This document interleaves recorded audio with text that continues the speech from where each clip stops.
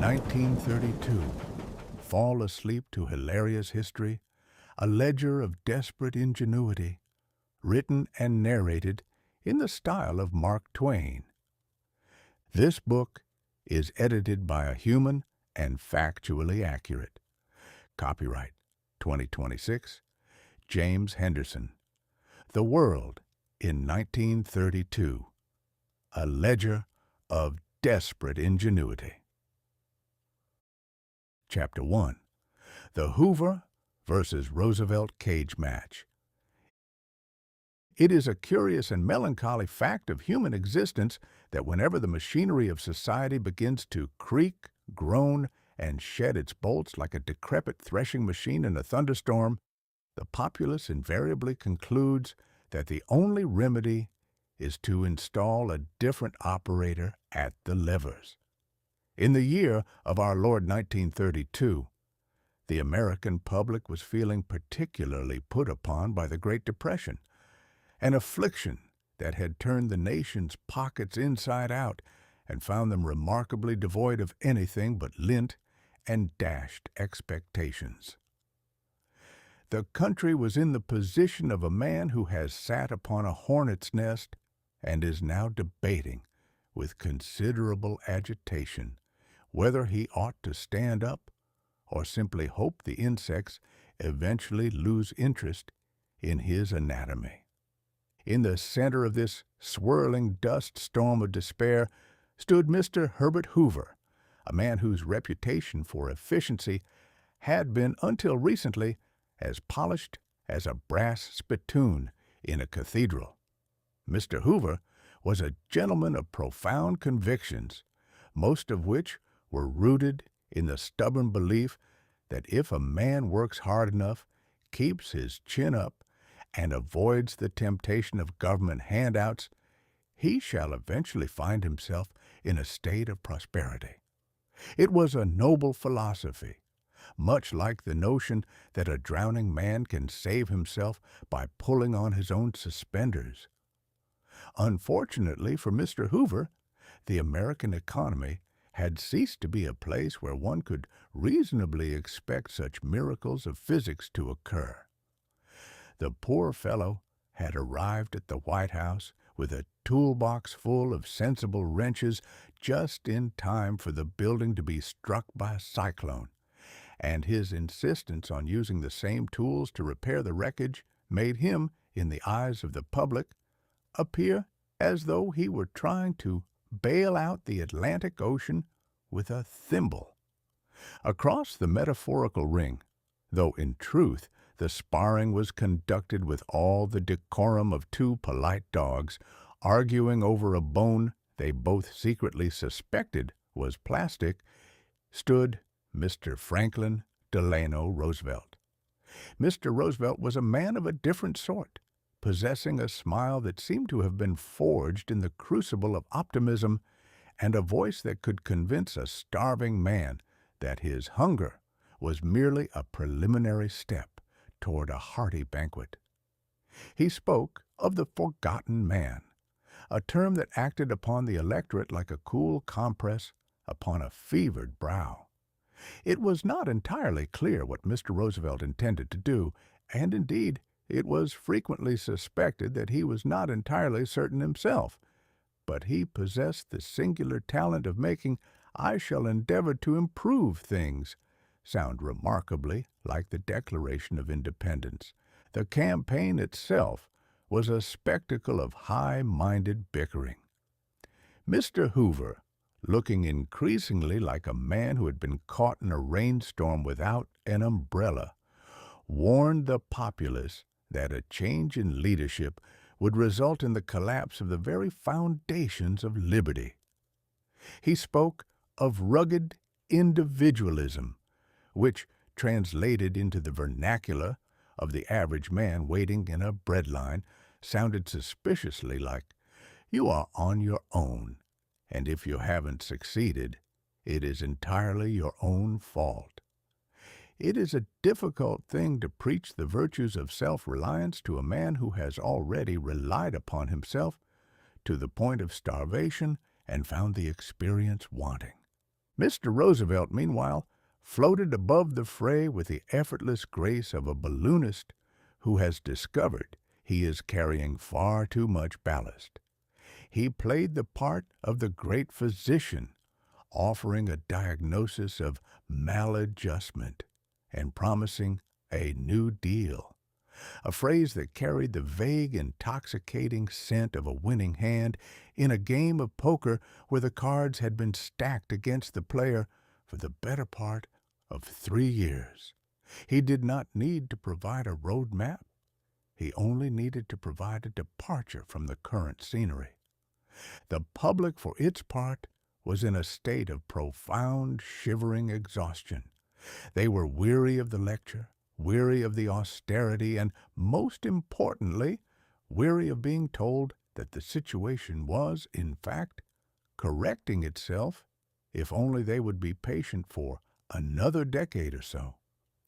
The humor of the situation was entirely lost on the millions who were currently residing in shanty towns, mockingly dubbed Hoovervilles by the irreverent, which were essentially collections of discarded packing crates and scrap metal that served as a testament to the fact that when a government refuses to shelter its people, the people will eventually find themselves very creative with corrugated iron.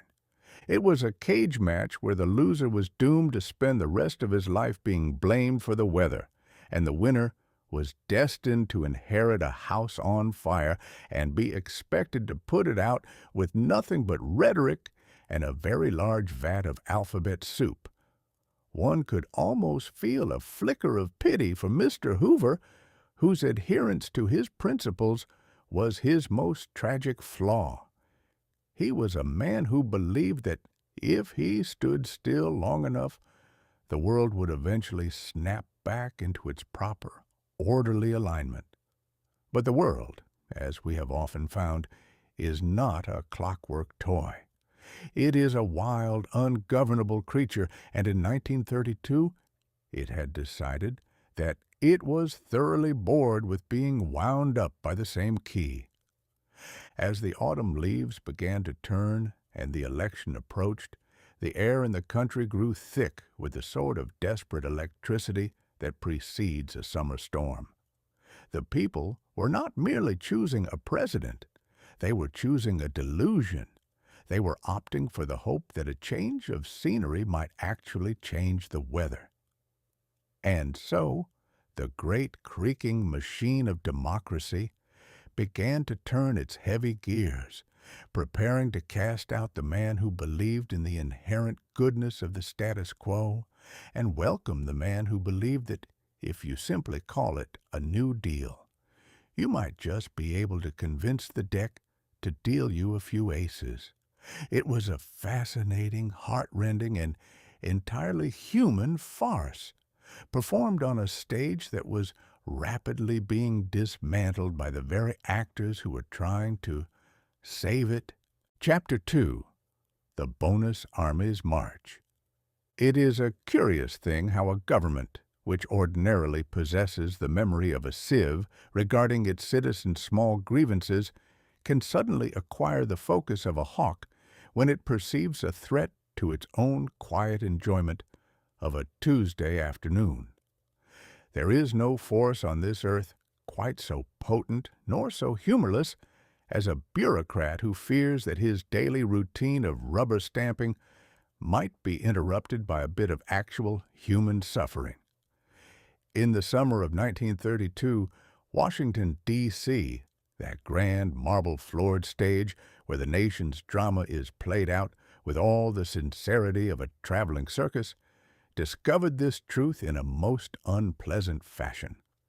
It began with the arrival of the Bonus Army, a collection of veterans from the Great War who had decided, quite reasonably, that if they had been promised a modest financial reward for their previous service, they might as well collect it while they still had boots on their feet. These men, having once been told by the brass-button powers that be that they were the saviors of civilization, now found themselves in the position of asking for a handout from the very civilization they had supposedly saved.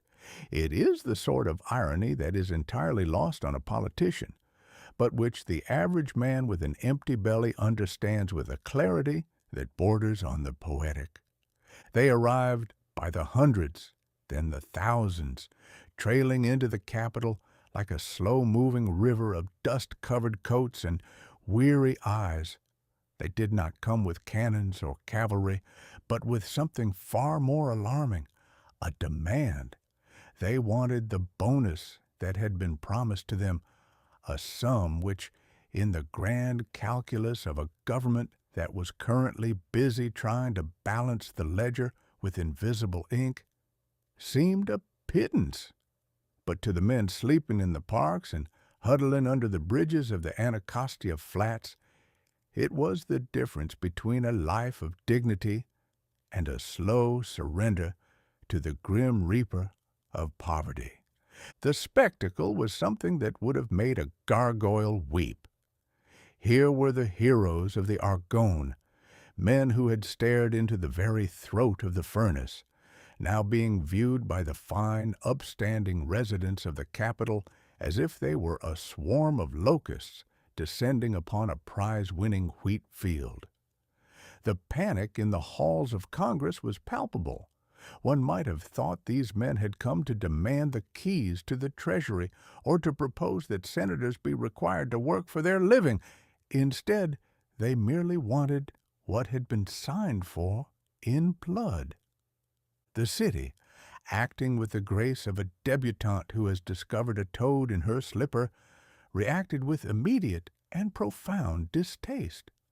There were committees formed, of course, for nothing says, "We are ignoring you," quite as efficiently as a committee. They debated, they postured, they looked at the veterans through their field glasses and wondered if it might be possible to make them disappear by simply staring at them with enough cold disapproval.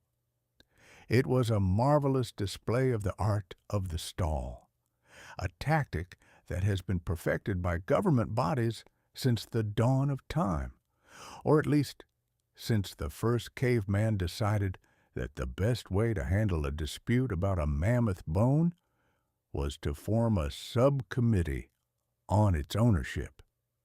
Eventually, as the humidity began to boil the very pavement and the temper of the city began to fray, the authorities decided that the guests had overstayed their welcome. And how does one handle a group of veterans who simply wish to be paid? One does not offer them a cup of tea or an honest explanation. One calls for the cavalry, literally. It is a singular moment in history, the day the government decided that the most appropriate response to a group of men asking for their due was to send a battalion of tanks and a cavalry charge against them. There was something profoundly poetic about it, if one's poetry involves the trampling of the very ideals one claims to represent. General Douglas MacArthur, bedecked in all the finery of a man who enjoys the sound of his own metals clanking together, saw fit to clear the camps with the sort of surgical precision that one usually reserves for the rooting out of a particularly stubborn weed. The soldiers, commanded by men who had likely never spent a night in a shanty made of crates, advanced upon the camp with fixed bayonets and tear gas. The sight was, to put it mildly, a revelation. The smoke of the gas drifted over the makeshift dwellings, obscuring the faces of the men who had once worn the same uniform as their attackers. There was a frantic, chaotic scramble as the shanties were put to the torch. The fire, fed by old newspapers, splintered wood, and the remnants of 1,000,000 broken promises, rose high into the humid air, turning the night into a distorted, hellish shadow puppet show. One must admire, in a cold and detached fashion, the sheer efficiency of the destruction. It is no small feat to drive one's own citizens out of their makeshift homes in the middle of a national catastrophe, and to do so with the confidence of a man performing a necessary chore. The authorities insisted later, with the solemnity of a tombstone, that the marchers were, in fact, a pack of radicals and subversives who had been sent to stir up the pot. It is a convenient label, radical. It is the coat of paint one applies to anything that makes one uncomfortable, so as to avoid the tedious necessity of examining the wood beneath. The veterans were scattered, their small collection of belongings reduced to ash, their hope of a payout incinerated along with their temporary shelters. The city breathed a sigh of relief. The streets were clean again. The marble was unpolluted by the presence of the poor, and the business of government could return to the important task of deciding which industries were too large to fail and which families were too small to matter. It was a lesson in the fragility of gratitude. The government had shown that in the hierarchy of its concerns, a promise made to a soldier is something that can be deferred, ignored, or, if it becomes sufficiently irritating, erased with a bit of smoke and steel. It was the moment the world truly understood that Washington did not see the people as participants in a republic, but as a tiresome audience that was expected to pay for the tickets, sit in the dark, and never, under any circumstances, heckle the performers. As the smoke cleared and the veterans drifted away into the dark, hungry and hollow-eyed, one could not help but wonder, what happens to a man who realizes that the state he defended is the same state that considers him an enemy? It is a question that requires a great deal of introspection, and thankfully for the status quo, the average man is far too busy trying to keep his stomach from rubbing against his backbone to engage in such dangerous mental exercises. And so, the world moved on, the ledger remained unbalanced, and the government returned to its quiet, comfortable work of preserving the illusion that everything was going to be perfectly fine, provided one didn't ask too many questions. The bonus army was gone, but the ghost of that night, the memory of a government turning its guns upon its own children, lingered in the air, a reminder that in the theater of politics, the ending is almost always decided by those who hold the bayonets. Chapter 3. The Lindbergh Tragedy. There is a peculiar and rather unflattering trait in the character of the human animal that causes him to grow profoundly bored with uninterrupted tranquility. If you give a man a perfectly smooth, well-paved road, he will spend his journey complaining about the monotony of the scenery. But if you throw him into a briar patch, he will immediately begin to pine for the very dullness he so recently despised. For a few brief, glittering years during the previous decade, the world had found its absolute pinnacle of thrilling distraction in the person of young Mr. Charles Lindbergh. He was a lad who had performed the remarkable feat of flying across the vast, wet loneliness of the Atlantic Ocean with nothing but a ham sandwich, a compass, and a lack of imagination so profound it closely resembled courage. For this, the global public had rewarded him by turning him into a sort of secular saint. They chased him down streets, tore pieces from his clothing as souvenirs, and generally behaved with the frantic, unreasoning idolatry usually reserved for golden calves or particularly successful emperors. Humanity, it seemed, had found its golden boy, a creature untouched by the soot of the factories or the grime of the political trenches. He was proof that man could rise above the muck of his origins and fly among the stars, or at least among the clouds, which was considered close enough for government work. But by the time the year 1932 rolled around, The world was no longer in a mood to celebrate the triumphs of the air. It was far too busy contemplating the craters that had opened up in the earth beneath its feet. The glitter had worn off the 20s, leaving behind a gray, saltwater morning after, and the public was beginning to look upon its former heroes with the slightly irritable suspicion of a man who realizes he has spent his life saving on fireworks that have already gone out.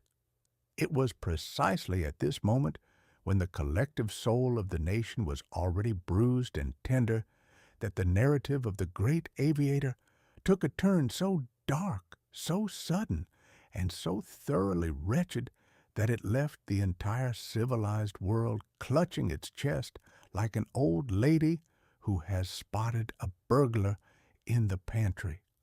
In the early spring of that bitter year, from a lonely, wind-swept house in the hills of New Jersey, someone reached into a second-story nursery and stole the aviator's infant son.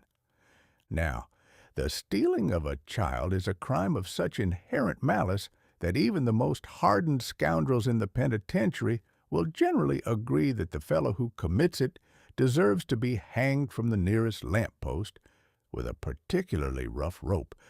But when the child in question belonged to the secular saint of the century, the event ceased to be a private tragedy and became instead a monstrous, sprawling, national circus. Within 24 hours, the quiet country roads surrounding the Lindbergh estate were choked with a column of vehicles that resembled nothing so much as a gold rush. If the gold in question were composed of human misery and cheap newsprint, every newspaper scribe from Maine to California descended upon the scene like a flock of crows upon a fresh cornfield. There were reporters from the grand metropolitan dailies, correspondents from the small-town weeklies, and a small army of photographers who possessed the unique talent of being able to take a picture of a blank wall and make it look like the gateway to perdition. They set up their typewriters in the mud, interviewed the local constabulary until the poor men forgot their own middle names, and bought up every drop of cider and egg in the county until the local farmers began to think that perhaps a kidnapping was the most profitable thing that had happened to agriculture since the invention of the plow. The investigation itself was conducted with all the scientific precision of a blind man looking for a black cat in a dark cellar during an eclipse. The local police, whose previous experience with crime had been largely confined to tracking down chicken thieves or telling the town drunk to go home and sleep it off, found themselves suddenly thrust into the glaring spotlight of international scrutiny. They ran about in circles, trampled every square inch of footprints within a 5-mile radius, and collected a museum's worth of useless clues, including a broken ladder that looked as though it had been constructed by an amateur carpenter who had learned his trade by correspondence course and failed the final exam. But the true comedy, if one can use so cheerful a word for so grim in business, lay in the sudden and enthusiastic involvement of the underworld. It is a testament to the surreal nature of the era that the police, having found themselves entirely out of their depth, began to open negotiations with the very gentry who usually spent their time dodging the law. Saloon keepers, bootleggers, and racketeers of every description suddenly found themselves being courted by the authorities as though they were foreign diplomats. Even Al Capone, who was currently taking an enforced vacation in the federal boarding house at Atlanta for failing to share his earnings with the tax collector, magnanimously offered to leave his cell and find the child himself, provided the government would be so kind as to forget about his prison sentence. It was a beautiful piece of altruism, though the authorities, with that narrow-minded lack of imagination that characterizes the legal profession, politely declined the invitation. For months, the country lived in a state of suspended animation. The front pages of the journals spoke of nothing else. Every cradle in America was watched with a new, sharp terror, and every stranger who happened to be carrying a bundle was looked upon by his neighbors as if he were the devil incarnate. It was the moment the world lost its last shred of that comfortable 19th century illusion that there are some lines that even the wicked will not cross. The public realized, with a sudden shivering clarity, that if the most famous, the most wealthy, and the most heavily guarded man in the nation could not protect his own child from the wolves, then the rest of them were living in a house made of tissue paper. The denouement of the affair, when it finally arrived in the damp woods a few miles from the house, was devoid of any grand dramatic satisfaction. There was no daring rescue, no last-minute shootout with the blackguards, no triumphant return of the heir to the cheering throngs. There was only a shallow grave, a small, cold bundle, and a silence that settled over the land like a heavy fog. The circus did not pack up its tents immediately, of course. There were still months of trials to be had, fortunes to be made by the lawyers, and millions of words to be spilled by the columnists who had to explain to their readers how such a thing could happen in a country that possessed so many churches and such an excellent system of railways. But the magic was gone. The aviator, who had once seemed to belong to the sky, was pulled down into the mud along with everyone else, and the public, having gorged itself on the spectacle of another man's ruin, turned back to its own empty cupboards with a renewed sense of bitterness. It was a tragedy that proved, if proof were needed, that history has a very poor sense of dramatic symmetry. It does not reward the brave with uninterrupted happiness, nor does it protect the innocent from the clumsy, brutal machinations of the small-minded. The year 1932 had taken the nation's idol and broken it on the wheel of common, sordid human malice, leaving the public to realize that the world was not a grand adventure after all, but merely a place where a man had better lock his doors, watch his children, and pray that when the lightning strikes, it hits the fellow down the road instead. Chapter 4. The Puppet State of Manchukuo. If a man slips his hand into your waistcoat pocket in the middle of a crowded street and abstracts your silver watch, he is universally recognized as a pickpocket, and the local magistrate will promptly provide him with a period of quiet reflection in the county jail. But if a nation brings 3 divisions of infantry, a squadron of bombers, and a staff of smooth-tongued diplomats to abstract a territory containing 30 million souls and enough coal to melt the polar ice caps, the transaction ceases to be a larceny and becomes an incident. It is immediately elevated to the grand, ethereal realm of high politics, where the rules of common honesty are suspended by mutual consent, and the entire business is discussed by gentlemen in tailcoats with a solemnity that would do credit to a synod of archbishops. In the opening months of 1932, the Empire of Japan completed a magnificent piece of geographical sleight of hand in the region of Manchuria, a vast, wind-scoured northern province that had long belonged to China by every law of nature, history, and proximity. The Japanese military, however, had looked upon this land and found it remarkably attractive. They needed iron to build ships, coal to feed their furnaces, and a buffer against the dark, mysterious steamroller of Soviet Russia. More than that, they possessed a grand, burning ambition that made them feel entirely cramped in their own beautiful but crowded islands. They wanted room to stretch their legs, and Manchuria was sitting there like a fat, unlocked warehouse whose night watchman had gone down to the tavern for a long drink.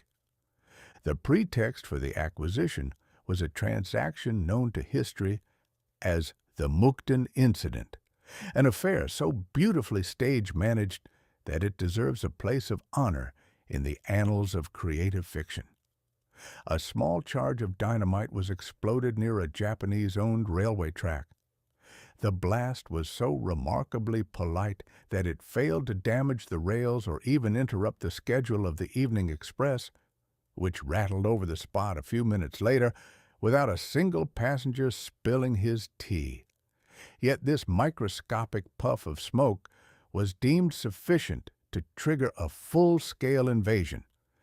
The Japanese Kwantung Army, acting with the sudden shocked indignation of a burglar who claims he was merely taking a stroll when he accidentally fell through your skylight into your silver safe, overran the entire province in a matter of weeks. Now, had the military men simply declared the land to be a Japanese colony, the rest of the world might have raised a dreadful clamor about the violation of treaties and the sanctity of borders. Humanity will tolerate a great deal of wickedness, but it insists that the wickedness be dressed up in the proper costume. One must not simply rob a neighbor, one must explain that the neighbor was using his property in an unscientific manner, and that the robbery is, in truth, an act of benevolence. To satisfy this deep-seated human craving for flummery, the authorities in Tokyo devised a plan of absolute genius. They decided to set up a brand new, entirely independent nation called Manchukuo. And to prove to the skeptical observers in Geneva and Washington that this was a genuine uprising of local patriots who were simply bursting with a desire for self-determination, they needed a ruler. They needed someone who looked remarkably like a sovereign, but possessed the backbone of a boiled turnip. They found their perfect specimen in the person of Henry Puyi. Bless your soul, if there was ever a creature tossed about by the gales of 20th century history like a dry leaf in a cyclone, it was poor Mr. Puyi. He had been the last emperor of China, ascending the dragon throne at the tender age of 2, where his duties consisted chiefly of sitting under 40 pounds of yellow silk and being worshipped by elderly eunuchs, while the rest of the country was busy turning into a republic. Deposed at 6, kicked out of his palace at 18, he had spent his adulthood residing in the foreign concession of Tientsin, passing his time by wearing Western tweed suits, riding bicycles down ancient stone corridors, and dreaming of the days when his word could cause a mandarin to be decapitated. He was an emperor without an empire, a man who had been thoroughly trained to do absolutely nothing of any utility, and he was dying of sheer boredom. The Japanese approached this melancholy exile with the smooth, oily charm of a real estate agent trying to sell a piece of prime real estate that is currently 6 feet underwater. They whispered in his ear that the ancient spirit of his ancestors was calling him back to the north. They told him that the people of Manchuria were weeping into their bowls of millet, praying night and day for the return of the Manchu dynasty to save them from the wicked Chinese warlords. It was a beautiful story, and Puyi, who wanted to be majestic again with a desperate, aching passion, swallowed the hook, the line, and the sinker, along with a considerable portion of the fishing rod. They smuggled him into the region, clapped him into a palace that looked remarkably like a high-class hotel with a few pieces of lacquerware thrown in to give it an imperial flavor, and proclaimed the birth of the new state. It was a marvelous exhibition of political ventriloquism. Puyi sat upon his new throne, issued decrees, signed proclamations, and held audiences with the press. But if one looked closely behind his chair, one could invariably spot a Japanese advisor pulling the strings with a steady, unblinking focus. The new government had ministers for agriculture, ministers for finance, and ministers for war. But every single clerk and secretary was an officer of the Japanese army. It was a state where the independence was absolute, provided one did exactly what one was told by the military police. The rest of the world watched this performance with the sort of polite, cross-eyed discomfort that settles over a drawing room when a guest's trousers begin to unravel at the seam. Everyone knew it was a farce. Everyone knew that Manchukuo was about as independent as a puppet in a Punch and Judy show. But the great powers of Europe and America were currently so thoroughly entangled in their own domestic miseries, their banks failing, their factories silent, their populations clamoring for bread, that they had a distinct lack of appetite for a war in the far corner of Asia over a province most of their citizens could not find on a map without a telescope. The League of Nations, that grand assembly in Geneva, which had been established for the express purpose of preventing the strong from eating the weak, behaved with its customary majestic hesitation. It did not send an army. It did not even send an ultimatum. Instead, it did what any committee of civilized gentlemen does when faced with a violent assault. It appointed a commission of inquiry. Lord Lytton and his group of international dignitaries took a very slow, very comfortable cruise to the Far East, arriving several months after the Japanese had already changed the flags on all the public buildings, printed new currency, and settled down into the best houses in the capital. The commissioners traveled through the new state with their notebooks, interviewing officials who spoke through interpreters provided by the Japanese military, and observing the spontaneous joy of the local populace, who were being held at bay by rows of fixed bayonets. By the time the Lytton Commission returned to Europe to write its report, the year was drawing to a close. The report, when it finally appeared, was a masterpiece of the diplomatic art. It concluded, after several hundred pages of magnificent prose, that while Japan had undoubtedly displayed a certain degree of energetic initiative, and while the new state of Manchukuo could not strictly be described as a product of popular demand, it would perhaps be best if everyone simply agreed to sit down and talk about it some more. It was a beautiful ending to a thoroughly modern fairy tale. Japan had shown the world that if you are sufficiently bold, sufficiently armed, and sufficiently clever with your theatrical staging, you can steal a piece of the Earth's crust before breakfast and spend the afternoon receiving the congratulations of your victims on your contribution to regional stability. The puppet emperor remained in his shop window, a lonely, short-sighted young man who believed he was reviving the glories of his ancestors, while the real masters of the house went about the business of digging up his country and shipping it home in coal cars. It was a ledger entry of pure, unadulterated cynicism, and it served notice to every ambitious scoundrel on the planet that the global palace was unguarded. The locks were rusted, and the police were currently too busy looking for their own hats to notice who was carrying away the furniture. Chapter 5. The Ottawa Imperial Conference. There is a long-standing and entirely justified belief among the more experienced members of our race that the most dangerous place a man can find himself is at a large, sentimental family reunion where the inheritance is about to be discussed. So long as the relatives are separated by a few hundred leagues of salt water, they are capable of maintaining a mutual regard that is truly touching. They will exchange Christmas cards, weep over one another's portraits, and praise the ancestral virtues with a fervor that would lead an unsuspecting bystander to believe the millennium had arrived.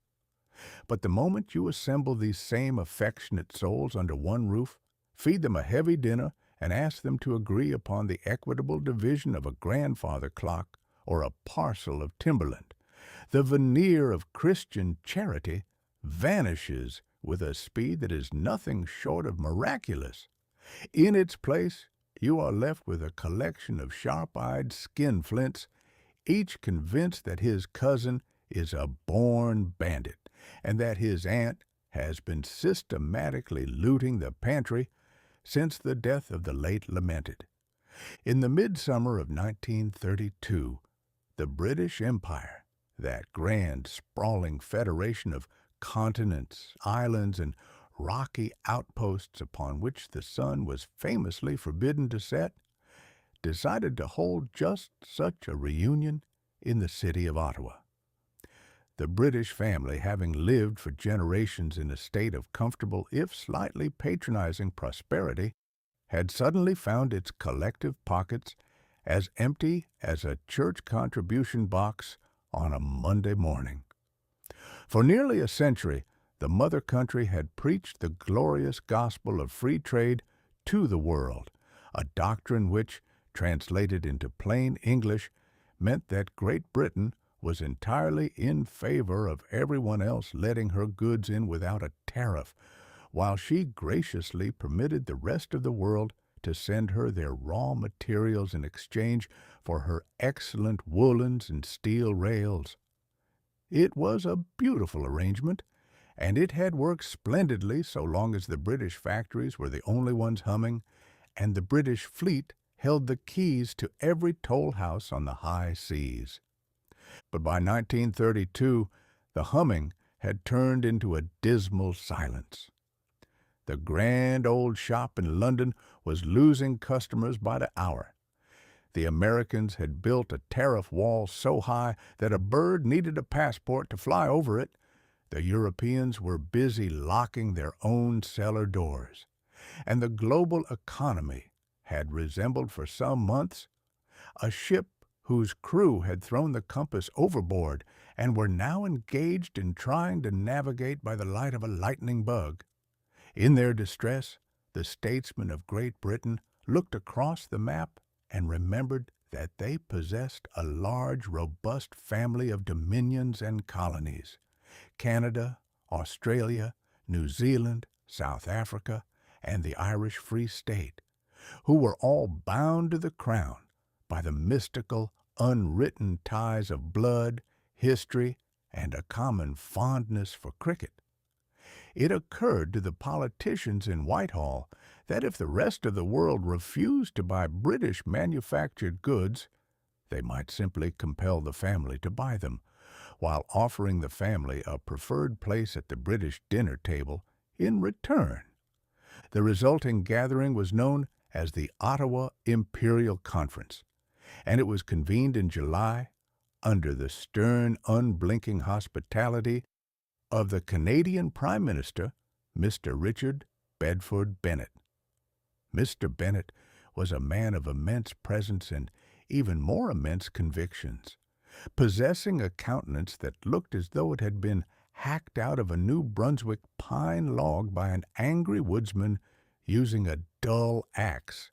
He was a protectionist of the old school, the sort of man who believed that an import from a foreign nation was an insult to the flag, and that the proper way to foster domestic industry was to surround one's country with a barbed wire fence of duty so thick that not even a rumor of foreign competition could leak through.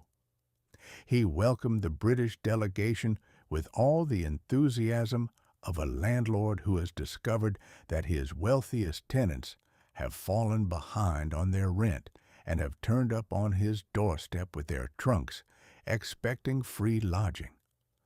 The British team was led by Mr. Stanley Baldwin, a gentleman who always managed to look like a prosperous farmer who had wandered into politics by accident and was looking for a quiet corner in which to smoke his pipe, and Mr. Neville Chamberlain, the Chancellor of the Exchequer.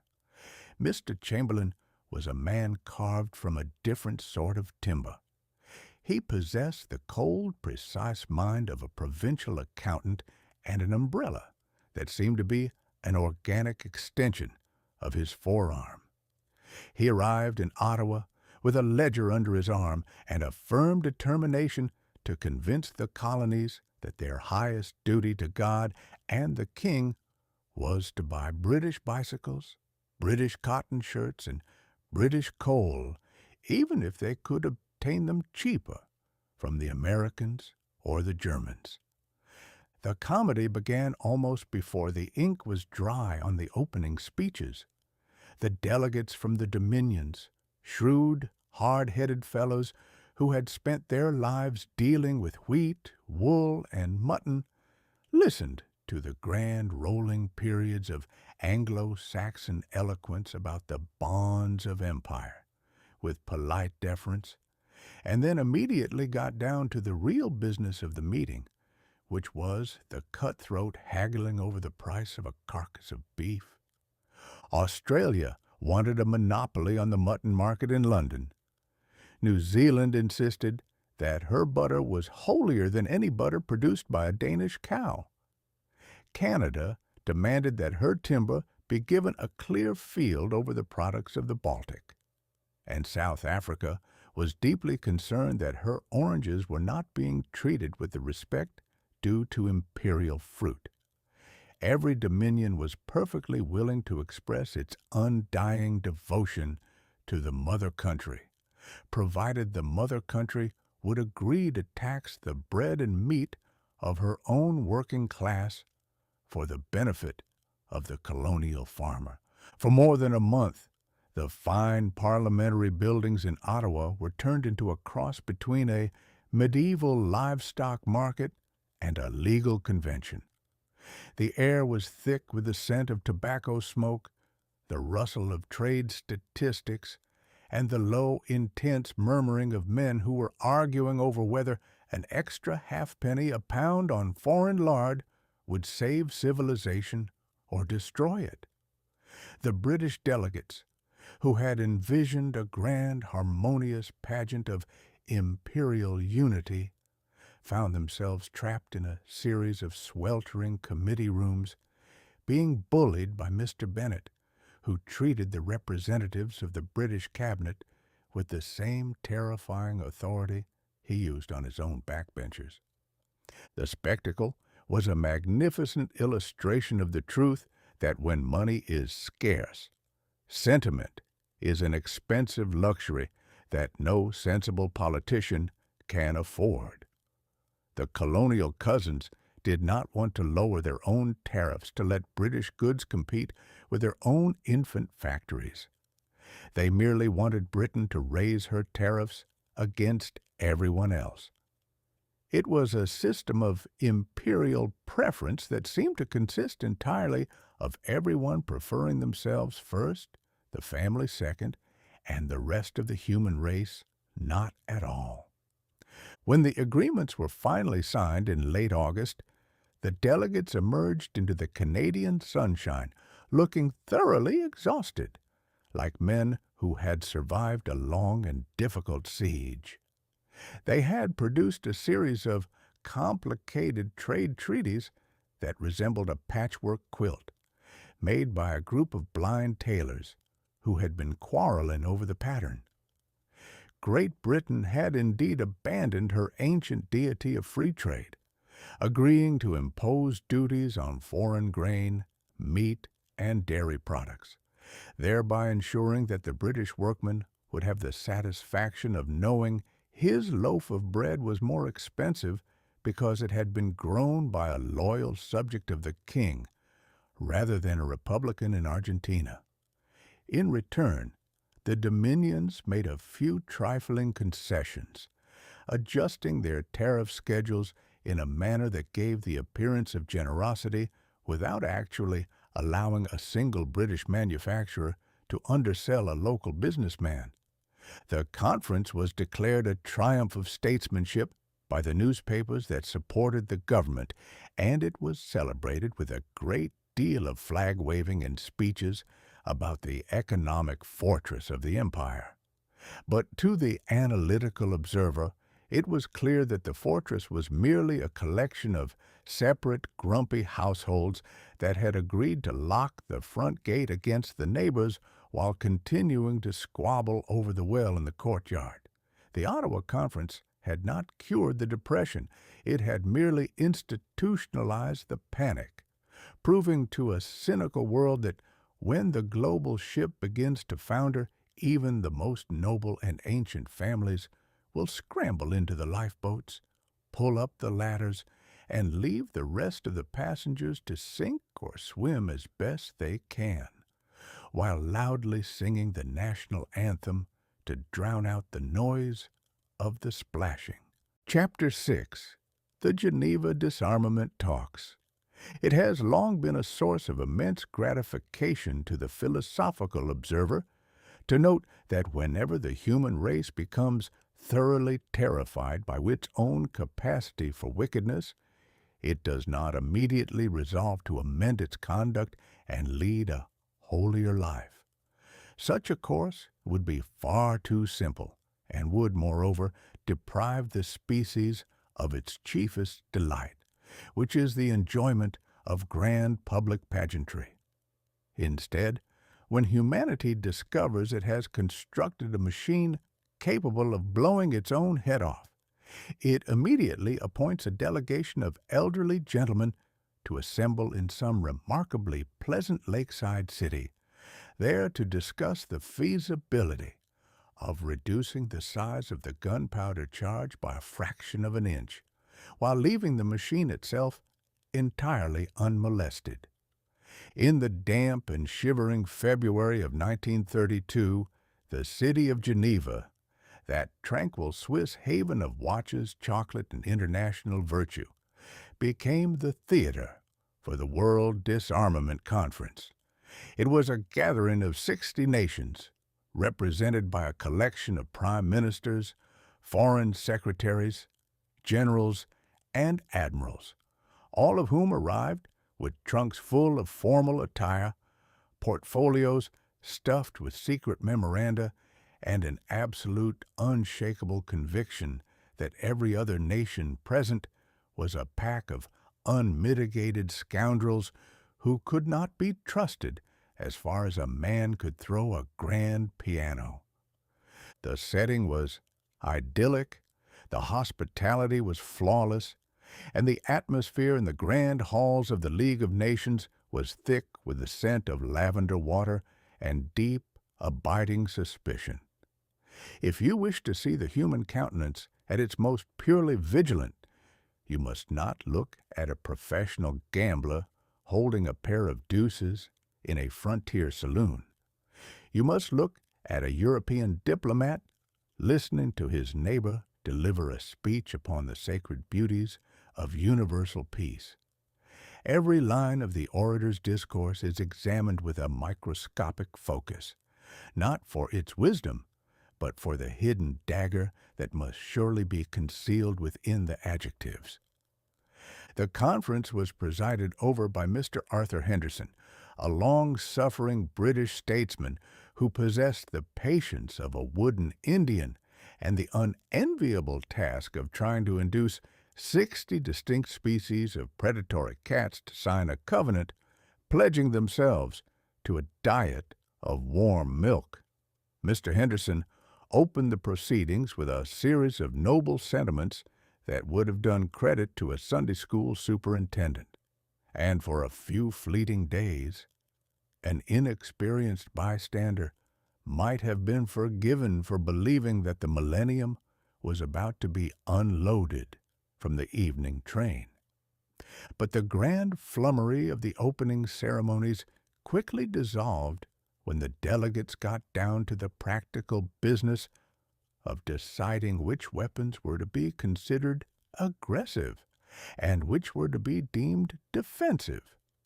This was the great theological puzzle of the conference, and it was debated with a theological fervor that would have turned the ancient church councils green with envy. It appeared, from the arguments presented, that the character of a weapon did not depend upon its size, its range, or its capacity for slaughter, but entirely upon the flag under which it happened to be sailing. The British delegation, with that magnificent cross-eyed sincerity that is the unique heritage of the Anglo-Saxon race, explained that a battleship was a purely defensive instrument. It was merely a gentle, floating peacekeeper, intended to protect the lonely sea lanes and ensure that the mutton from New Zealand arrived in London without let or hindrance. A submarine, however, which happened to be the favorite weapon of the French, was a monstrous, cowardly, and aggressively wicked device that ought to be abolished by the common consent of civilized men.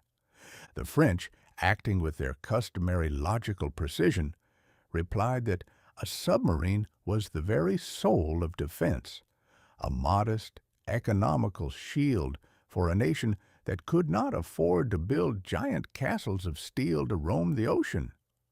On the other hand, the French maintained that a large professional standing army, such as they themselves possessed, was an absolute necessity for the preservation of culture and refinement, whereas the small, highly mechanized forces favored by some of their neighbors were clearly designed for sudden and unprovoked villainy.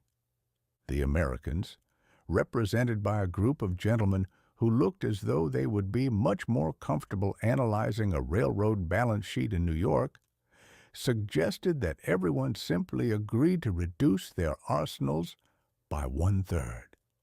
This was a beautiful piece of arithmetic, but it failed to commend itself to the Europeans, who looked upon the American proposal with the cold, pitying scorn of an old-time pirate being lectured on the virtues of honesty by a retired clergyman who has already made his fortune. Then there was the problem of Germany. The German Republic, having been thoroughly lightened of its military baggage by the Treaty of Versailles, was represented by delegates who occupied their seats with the grumpy, injured dignity of a man who has been forced to attend a dinner party in his undergarments while the other guests are all wearing suits of chainmail. The Germans pointed out, with a degree of sense that was highly inconvenient to the rest of the company, that if the other nations were truly sincere about disarmament, they ought to reduce their forces to the German level. If they refused to do so, then Germany must, in common fairness, be permitted to build a few battleships and tanks of her own, if only to keep her neighbors from treading on her toes. The French delegation very nearly suffered a collective stroke of apoplexy at this suggestion. They declared that to allow Germany to possess so much as a single air rifle would be an insult to the memory of civilization, and that the only way to ensure peace was for the rest of the world to guarantee the borders of France with an army large enough to occupy the planet. For months, this parliamentary high-diddle-diddle continued under the gray Swiss skies. The delegates sat in those upholstered chairs until the plush was worn down to the webbing, exchanging notes that had been translated into 6 different languages to ensure that no single sentence contained enough clarity to accidentally provoke an understanding. They formed subcommittees on land forces, subcommittees on naval forces, and subcommittees on chemical warfare, until the mountains of paper produced by the conference were high enough to rival the Alps outside the window. The humor of the business was entirely lost on the millions of citizens across the globe who were currently sitting in the dark because they couldn't afford a candle, wondering why their leaders could find plenty of money to build new cruisers, but could never scrape together a few shillings to provide a hot meal for a child. It was a spectacle of sublime, unadulterated futility. Every nation was perfectly willing to disarm, provided the disarmament began with the fellow across the border, and every nation was entirely in favor of peace, provided that peace was maintained by an arsenal sufficiently large to terrify the rest of the human race. As the summer faded into autumn, the conference began to resemble a clockwork toy that had run down but refused to stop ticking. The Germans, having grown tired of being lectured on their duties by gentlemen who were currently ordering new squadrons of bombers, walked out of the hall in a huff. Mr. Henderson wrung his hands. The secretaries filed away another 1,000,000 sheets of useless statistics, and the delegates began to look at their watches and wonder if they could make the afternoon train to Paris before the restaurants closed. By the time the year 1932 drew to its shivering conclusion, the Geneva Disarmament Talks had achieved a success that was truly remarkable. They had convinced every government on earth that the only sensible thing to do was to immediately double its military budget. The statesmen went home, cleared their throats, and informed their respective parliaments that while the cause of peace was undoubtedly holy, the international situation was so thoroughly delicate that it would be a species of madness not to order a few hundred more cannons and a fresh supply of artillery shells. It was a ledger entry of pure, unadulterated comedy, and it left the world exactly where it had been before, only with fewer dollars in its pockets, more smoke in its eyes, and a renewed understanding that when 60 civilized nations gathered to discuss the elimination of the sword, the wisest thing a prudent man can do is go home, lock his cellar door, and buy a larger shield. Chapter 7. The Discovery of the Neutron. It is a standard and most unilluminating habit of the chroniclers of human progress to measure the weight of an era by the volume of its noise. They will fill whole libraries with the shouting of politicians, the clattering of musketry, and the frantic blowing of steam whistles, under the impression that where there is a great racket, there must also be a great deal of history happening. In that shivering year of 1932, the world was certainly not lacking for din. Between the roared prophecies of Mr. Roosevelt, the thundering of Japanese artillery in the marshes of Asia, and the rhythmic, terrifying stomping of heavy boots in Germany, a man might have been forgiven for believing that the destiny of our race was being hammered out exclusively by the loudest lungs and the heaviest iron available on the market. Yet, it is the peculiar way of the universe to hide its most monstrous secrets in the quietest corners, and to entrust the fuses of the future not to generals or kings, but to mild, near-sighted gentlemen who would sooner face a firing squad than a crowded drawing-room. While civilization was busy watching its own house burn down with a great deal of colorful shouting, the most earth-shaking event of the epoch was transpirated in a room that smelled faintly of damp slate, stale tea, and old tobacco smoke, located in the ancient town of Cambridge, England. The place was the Cavendish Laboratory, a structure that looked less like the vanguard of modern science and more like a bicycle repair shop, run by an eccentric uncle who had fallen upon hard times but refused to part with his tools. It was a realm of string, sealing wax, biscuit tins, and glass tubes held together by the grace of God and the stubborn determination of its inhabitants. The presiding deity of this sanctuary was Lord Rutherford, a grand, boisterous colonial from New Zealand who was known to handle the delicate architecture of the invisible world with the robust enthusiasm of a butcher handling a side of beef. Rutherford had spent his life peeling back the layers of the atom as though it were a stubborn onion, and by 1932 he and his disciples had established a very neat, very satisfying picture of the cosmos. According to the official bookkeeping of the time, the universe was a simple affair constructed out of two fundamental ingredients: the proton, which was heavy, positive, and behaved with the pompous authority of a town magistrate, and the electron, which was light, negative, and darted about the periphery like a flight-young carriage horse that had taken fright at a shadow. It was a beautiful, symmetrical arrangement, and it commended itself highly to the orderly minds of the scientific profession. There was only one small, wretched difficulty. The ledger did not balance. When the philosophers placed an atom upon their scales, metaphorically speaking, for the items in question were too small to be spotted, even if a man were to strain his eyesight until his eyeballs cracked, they discovered that it weighed twice as much as it had any right to based on its protons alone. It was a most embarrassing circumstance.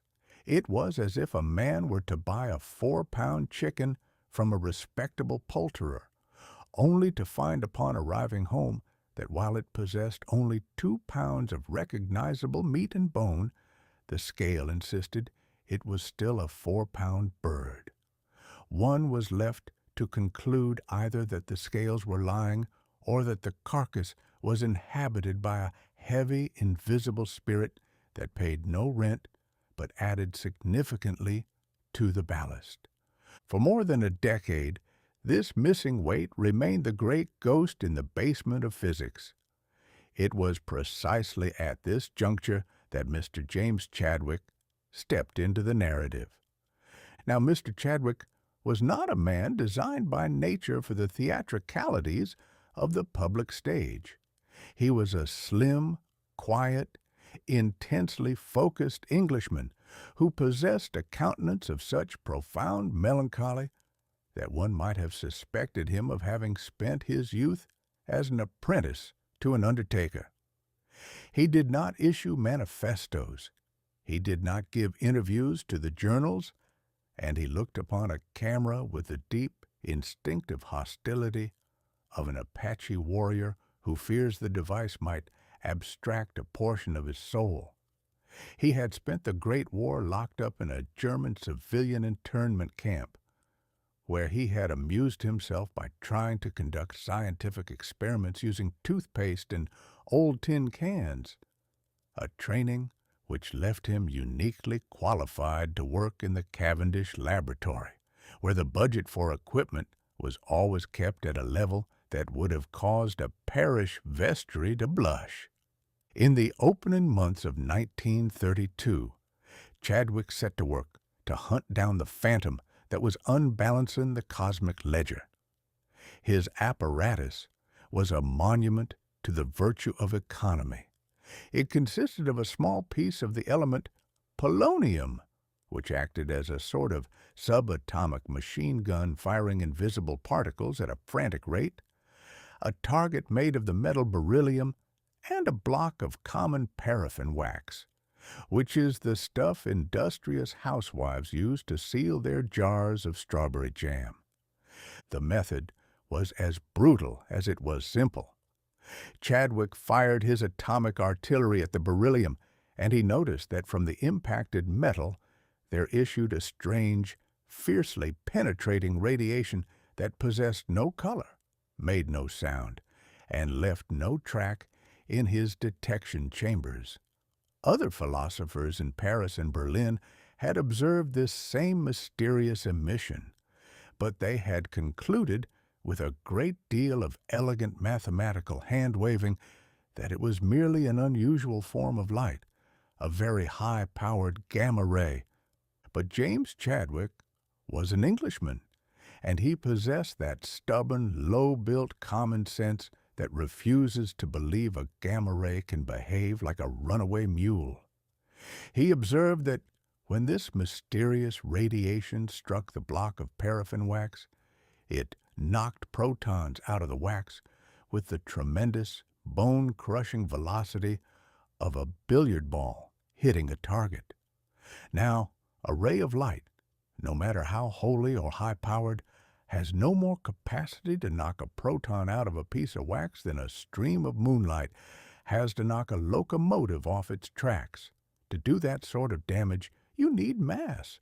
You need a projectile that weighs just as much as the thing it is hitting. With the patience of a man counting grains of sand in a gale, Chadwick spent 3 weeks in his dark laboratory, surviving on very little food and no sleep at all, tracing the behavior of these invisible wrecking balls. By the time he emerged into the gray Cambridge sunlight, he had his answer. The phantom was real. It was a particle of matter with the exact same weight as the respectable proton, but with one tremendous revolutionary difference. It carried no electrical charge whatsoever. It was neither positive nor negative. It was utterly, sublimely, and completely neutral. He called it the Neutron. The naming of this creature was achieved with very little fuss, but its discovery was an act of subatomic housebreaking that changed the rules of the game forever. In the grand economy of the atom, the nucleus had always been a gated community of the most exclusive sort. Because it was packed with positive protons, it surrounded itself with a fierce, invisible fence of electrical repulsion. If another proton tried to approach, the fence would pitch it away with tremendous violence. It was a system of border control that would have won the enthusiastic approval of the most grumpy customs official in Europe. But the Neutron, having no ticket and carrying no electrical baggage, discovered that the fence did not apply to it. It could walk right through the gates without anyone noticing its arrival. It was the ultimate cosmic skeleton key.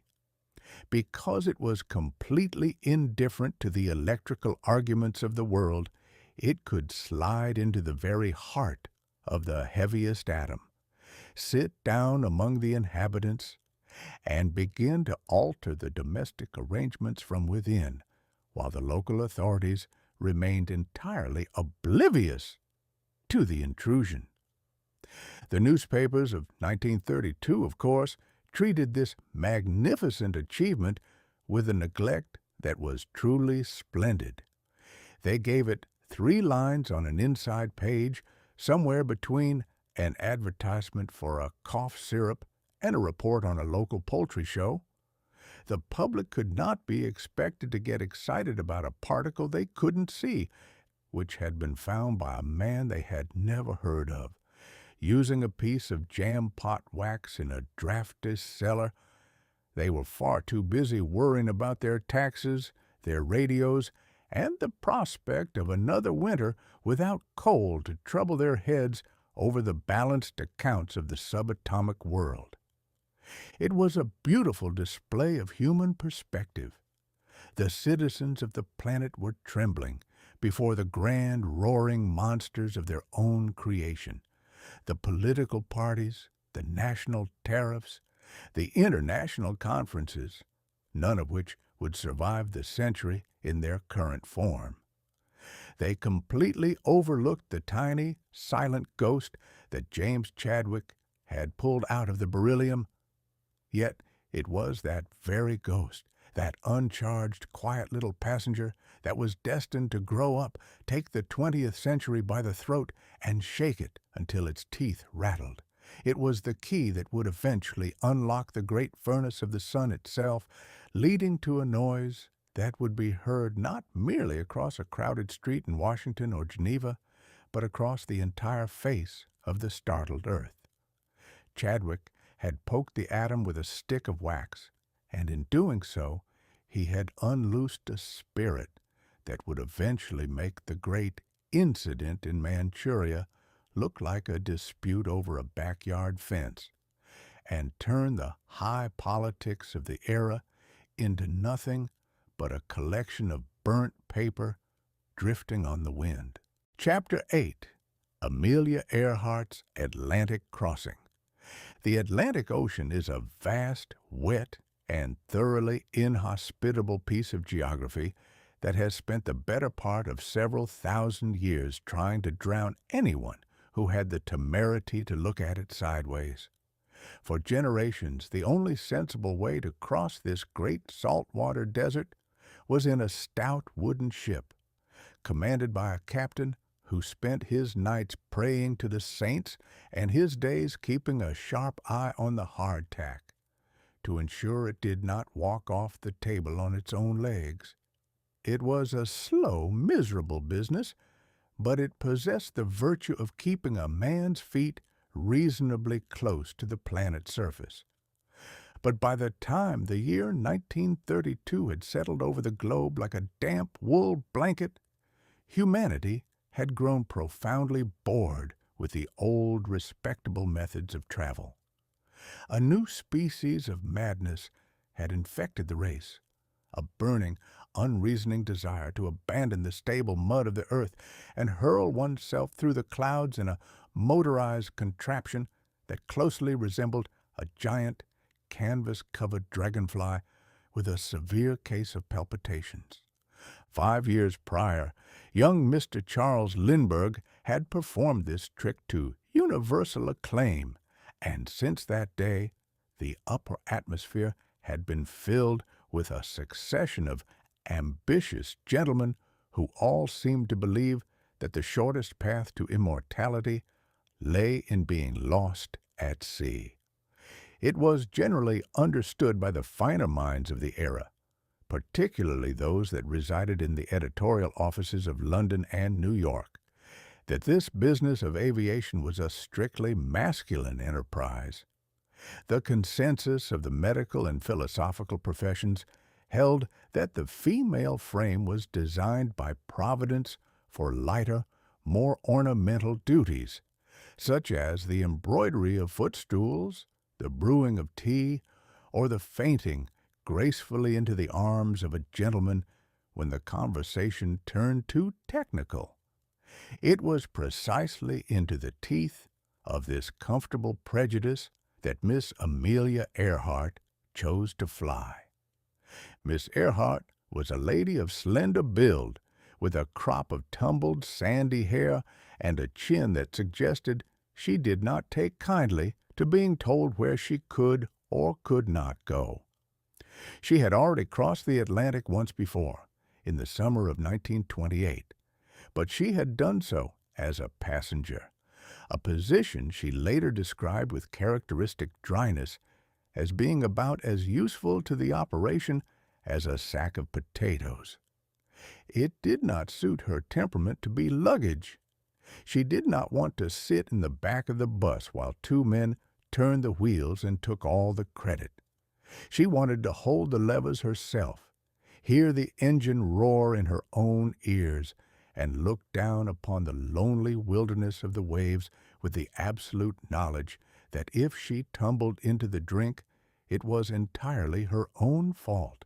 And so, on the 20th day of May, 1932, the very anniversary of Lindbergh's famous leap, she climbed into the cockpit of a bright red Lockheed Vega at Harbor Grace, Newfoundland.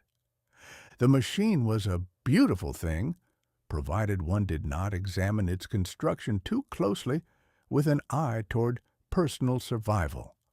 It was essentially a long plywood cylinder attached to a massive Pratt & Whitney engine that consumed aviation gasoline with the ravenous, unholy appetite of a boarding-house schoolboy at a Sunday chicken dinner. The departure was achieved with very little flummery.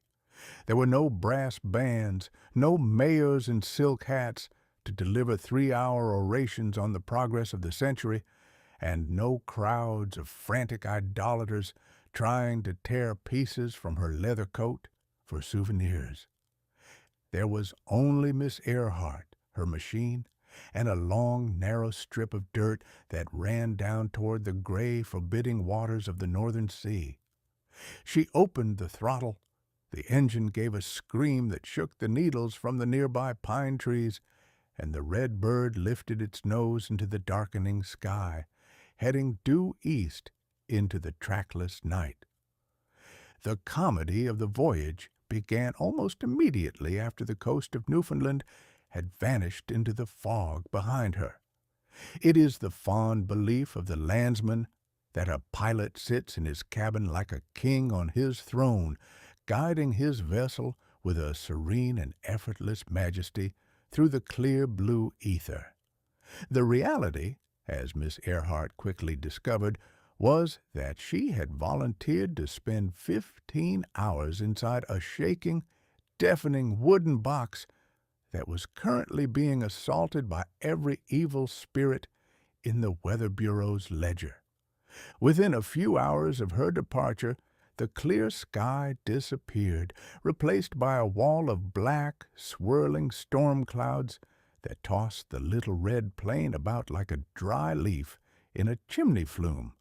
Her altimeter, that essential little clockwork gauge that tells a pilot how far he is from the hard parts of the world, suffered a mechanical stroke and ceased to function entirely.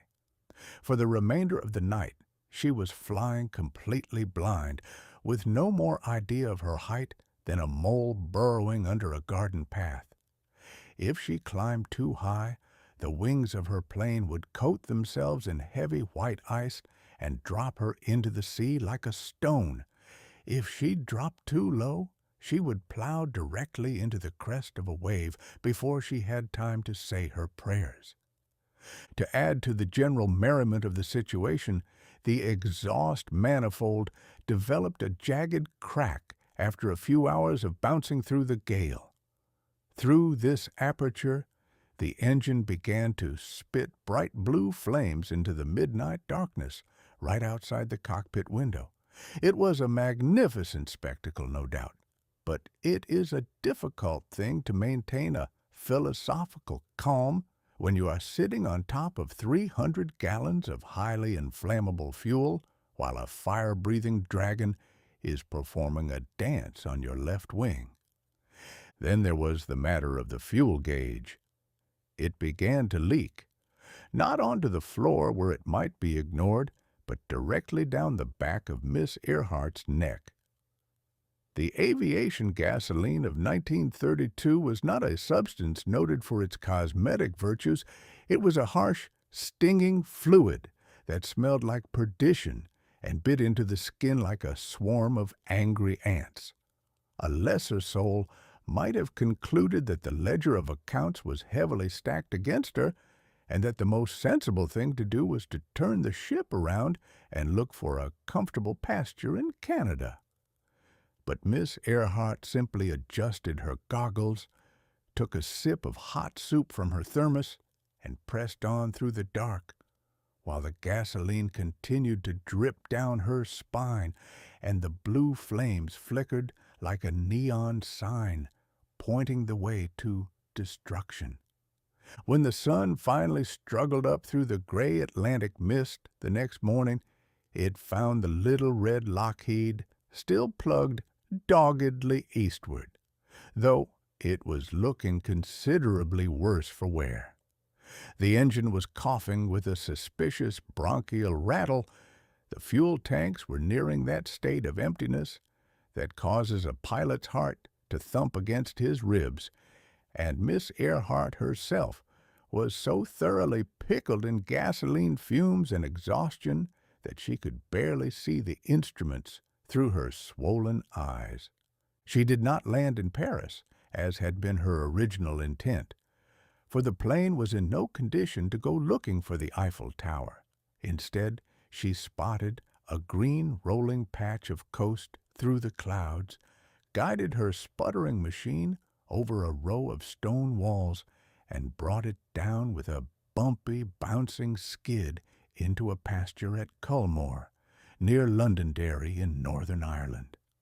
The landing was a complete surprise to the local inhabitants, who were largely composed of 36 black and white cows, and a solitary Irish farmer named Gallagher.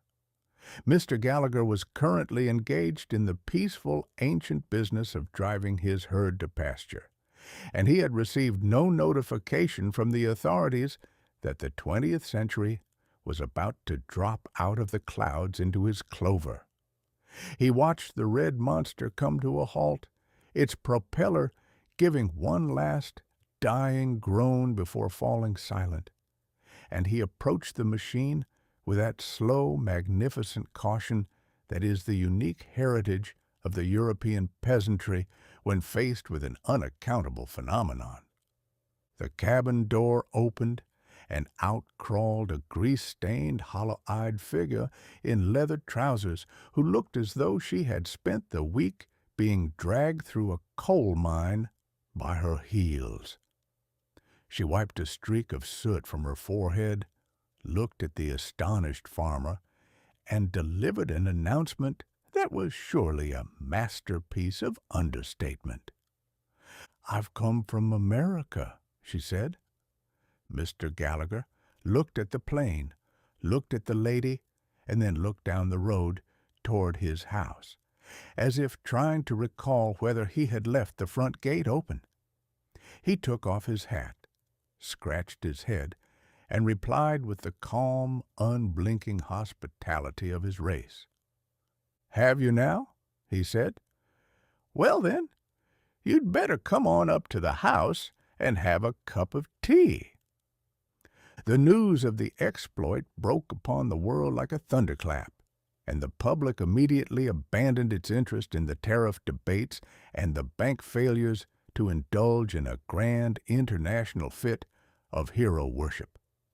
The very gentleman who had previously explained that a woman's brain was too delicate to handle the complexities of a mechanical carburetor now fell over themselves to write columns praising the Columbia of the air. She was brought to London, where she was paraded through the streets like a conquering proconsul. She was taken to Paris, where the French government pinned a medal to her coat that was large enough to serve as a buckler. And when she returned to New York, the city authorities treated her to a ticker-tape parade that consumed 30 tons of old telephone directories and left the financial district looking as though it had been hit by a heavy snowstorm in July. It was a beautiful exhibition of human perspective.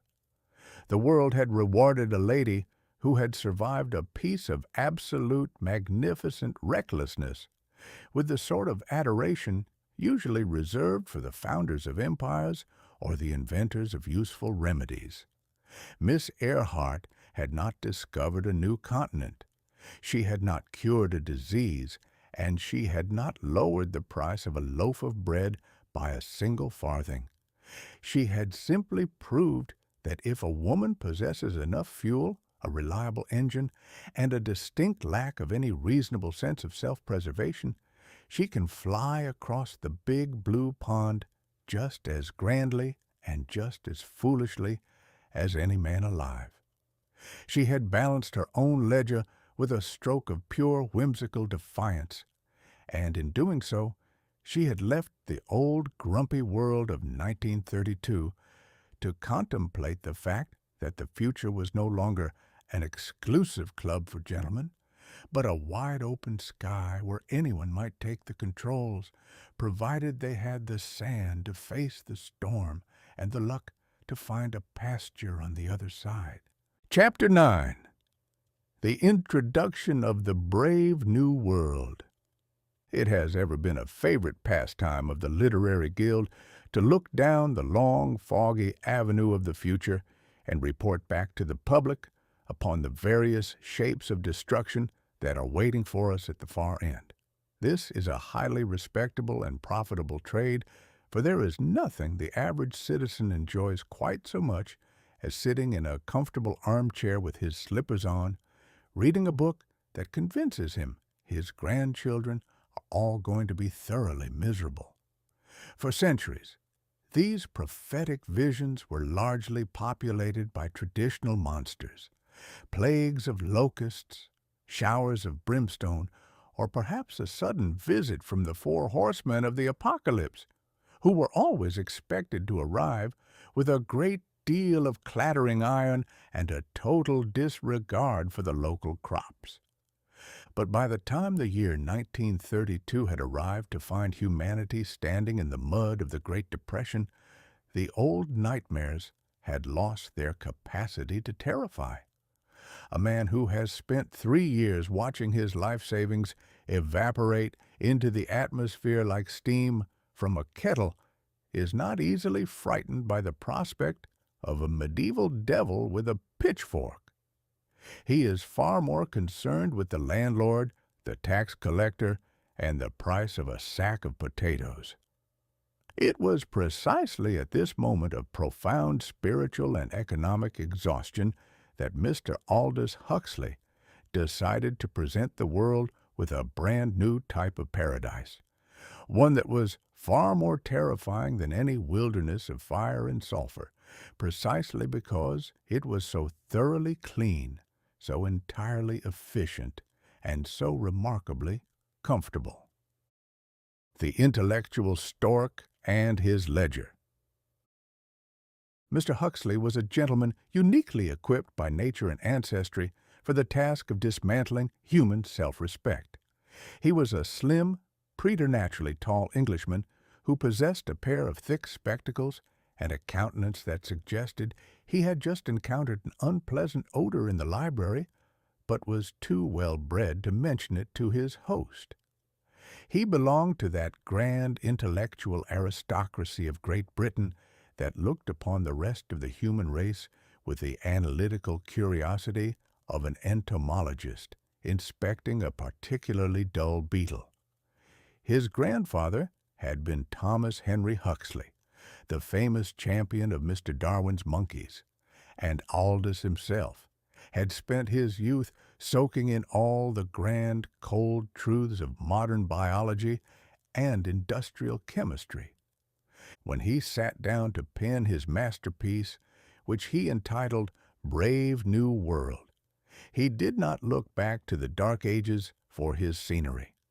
He looked forward to the logical conclusion of the assembly line. He observed that the world was currently worshiping at the altar of Mr. Henry Ford, the grand wizard of Detroit, who had performed the miraculous feat of turning the human workman into a standardized cog in a giant machine of iron and rubber. Huxley simply asked himself a very natural and entirely wicked question. What happens to civilization when the principles of the motor factory are applied to the construction of the human soul itself? The answer, as revealed in the pages of his book, was a society located some 600 years in the future, where the calendar no longer dated itself from the birth of Christ, but from the introduction of the Model T. The characters in this new world did not swear by the Almighty. They crossed themselves with the sign of a T and piously ejaculated, "Our Ford." It was a universe from which all the ancient, messy inconveniences of human existence had been systematically scrubbed by a committee of highly educated bureaucrats using the latest scientific detergents. Community, identity, stability. Such was the motto of this terrestrial paradise. And the greatest of these, as any sensible director of the budget could tell you, was stability. The standardized cradle. The comedy of the business, and it was a comedy of the most dark and biting sort, began at the very origin of life. In Huxley's Future, the old haphazard method of bringing children into the world through the agency of love, marriage, and families had been abolished as a piece of disgusting prehistoric barbarism. The very word mother had become an obscenity so foul that its pronunciation in polite society was sufficient to cause a roomful of young ladies to blush and reach for their smelling salts. Instead, the populace was produced in majestic, state-owned brick buildings known as central hatcheries. Here, the human embryo was treated with the exact same respect and standardization that a modern cannery bestows upon a shipment of peaches. They were sorted, filtered, and decanted from glass bottles in vast, sterile rooms where the temperature never varied by a fraction of a degree. To ensure that the social ledger always balanced perfectly, the managers of this biological factory divided the upcoming citizens into 5 distinct castes, each designed by chemistry to perform a specific function in the grand machinery of the state. The alphas and betas, the aristocracy of the intellect, who were allowed to retain their full complement of brains so that they might manage the banks, write the decrees, and direct the laboratories. The gammas, deltas, and epsilons, the lower orders whose embryos were systematically starved of oxygen and treated with alcohol before their uncorking to ensure they grew up with a profound lack of imagination and a natural fondness for repetitive manual labor. It was a beautiful exhibition of political planning. An epsilon citizen did not spend his days grumbling about his wages or forming trade unions to strike for shorter hours. He had been engineered from the bottle to possess the intellect of a well-behaved dray horse, and he looked upon his 12 hours of lifting boxes with the serene, unblinking contentment of a cow chewing its cud in a clover field. He was perfectly happy because science had taken the precaution of making him entirely incapable of being anything else. The chemistry of documented joy. But the true genius of this future state lay in its method of handling those small, occasional flickers of doubt that will sometimes arise in even the most well-regulated biological mechanism. In the old days, when a man grew weary of his life or found his heart broken by the coldness of a woman, he was expected to seek consolation in religion, philosophy, or perhaps a long walk in the woods. These methods were recognized by Huxley's controllers as thoroughly unscientific and dangerously unpredictable. They led to poetry, to introspection, and, worst of all, to a desire for privacy, which is the mortal enemy of any well-balanced tax schedule. To eliminate these ancient errors, the state provided its citizens with a magical little tablet called Soma. Soma was the ultimate triumph of the pharmaceutical ledger. It was a drug that possessed all the virtues of the finest whiskey, the most celestial opium, and the most comforting religion, without ever producing a hangover, a liver complaint, or a subsequent need to confess one's sins to a clergyman. If a citizen felt a sudden, unaccountable touch of melancholy after his shift at the factory, he did not sit down to write a sonnet.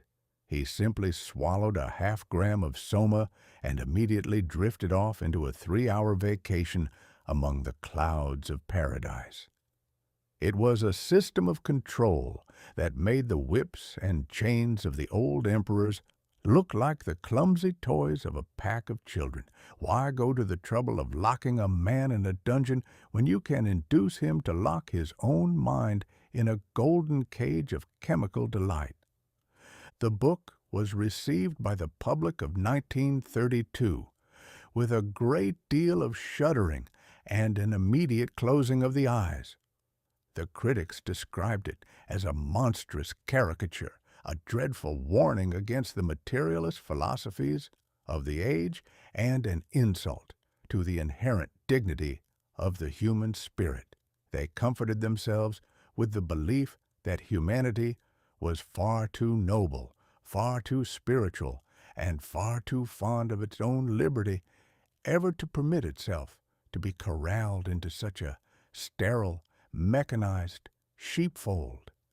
But the ultimate irony of the business, the great quiet joke that Aldous Huxley played upon his readers, was that his terrifying dystopia was published at a time when millions of people would have gladly traded their inherent dignity for a hot meal and a reliable pair of trousers.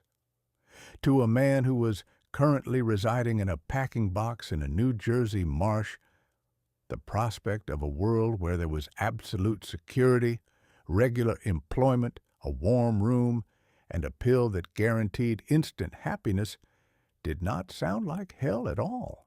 It sounded remarkably like a substantial promotion from his current circumstances. As the years have rolled along, the prophecy has undergone a transformation that would have brought a grim smile to the lips of its author.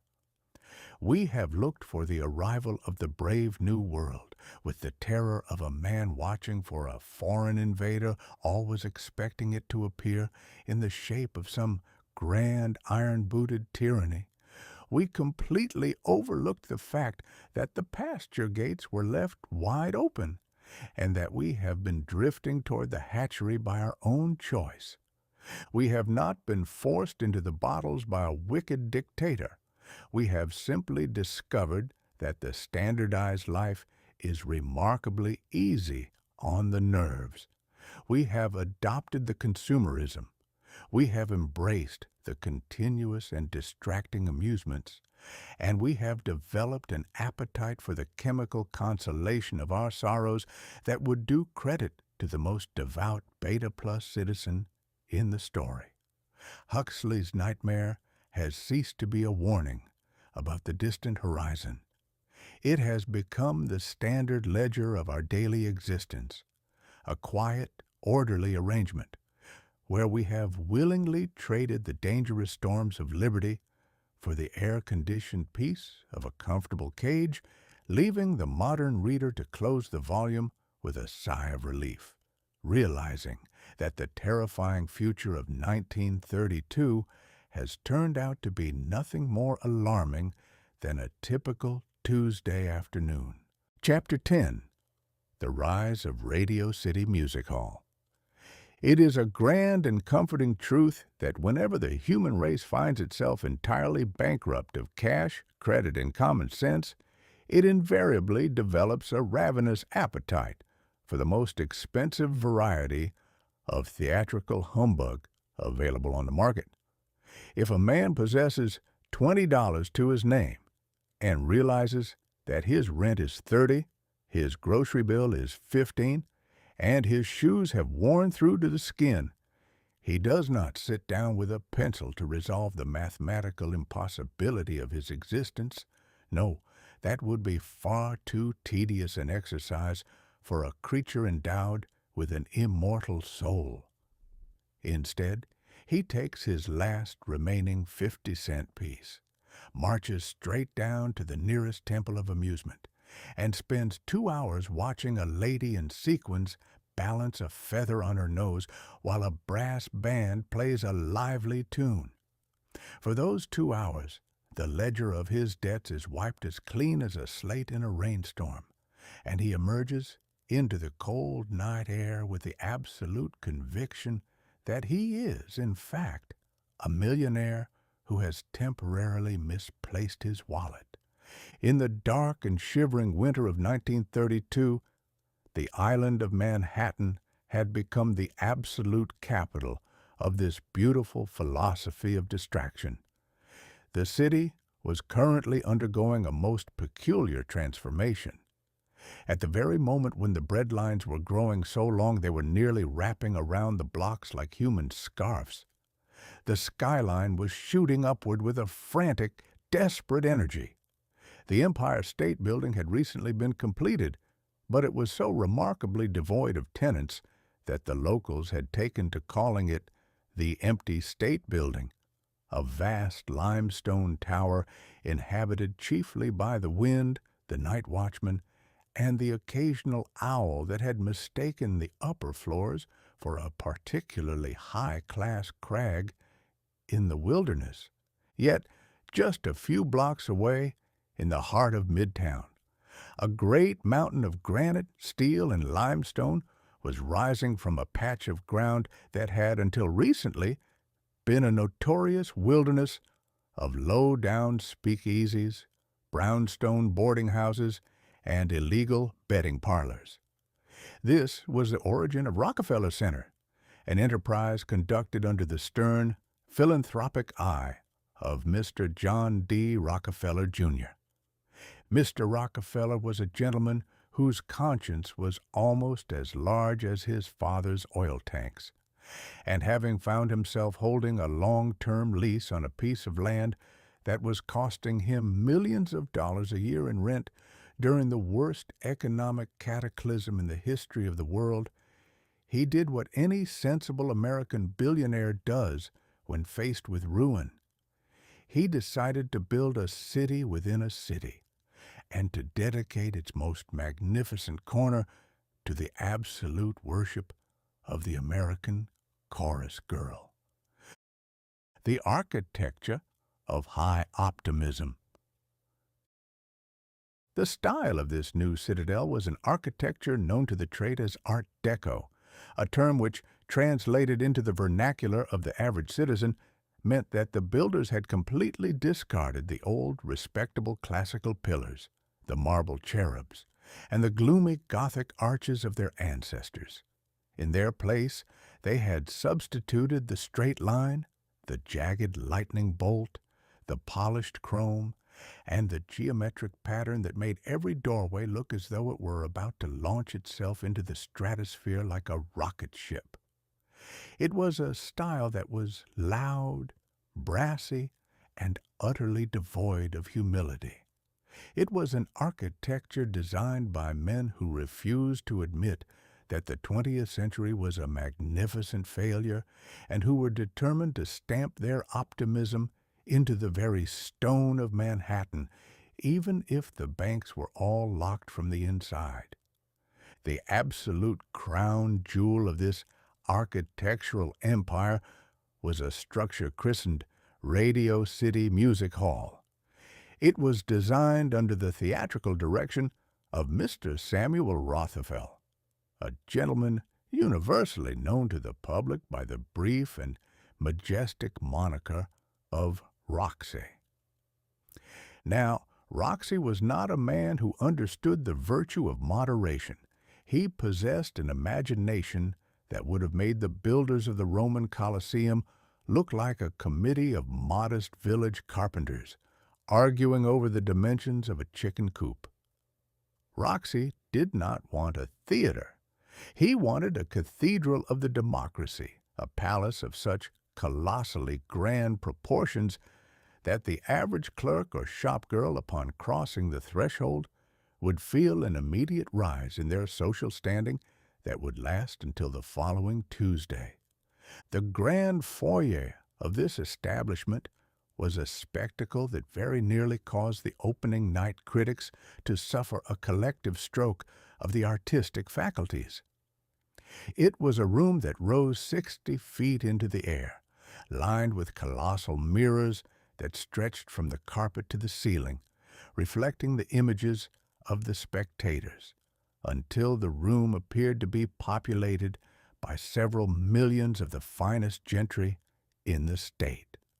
The chandeliers, they were massive, glittering cylinders of glass and chrome that weighed several tons apiece and hung from the ceiling like frozen explosions of starlight. The carpets, they were of a crimson hue so deep and a plush so thick that a small child or a short-tempered dog might easily have been lost in the nap for days before being discovered by the cleaning staff. The walls, they were covered in strange exotic murals and rare woods imported from corners of the globe where the inhabitants had never heard of a stock market crash but were apparently entirely occupied with the cultivation of beautiful veneers for the benefit of the New York theatergoer. The Symphony of 36 Legs. But the true miracle of Radio City lay beyond the foyer, within the great golden cavern of the auditorium itself. The stage arch was shaped in the likeness of a magnificent setting sun or a rising one, depending on how much wine a man had consumed before the performance, with a series of concentric metal bands that radiated outward across the ceiling, carrying the light of 1,000 hidden electric bulbs that could change the color of the atmosphere from a dawn pink to a midnight blue at the turn of a single switch. The stage itself was a mechanical marvel that would have brought a tear of joy to the eye of Mr. Henry Ford. It was equipped with 3 massive elevators that could lift an entire symphony orchestra out of the bowels of the earth while they were in the middle of a lively march, and a revolving floor that could turn a winter landscape into a tropical paradise before a spectator had time to reach into his pocket for a handkerchief.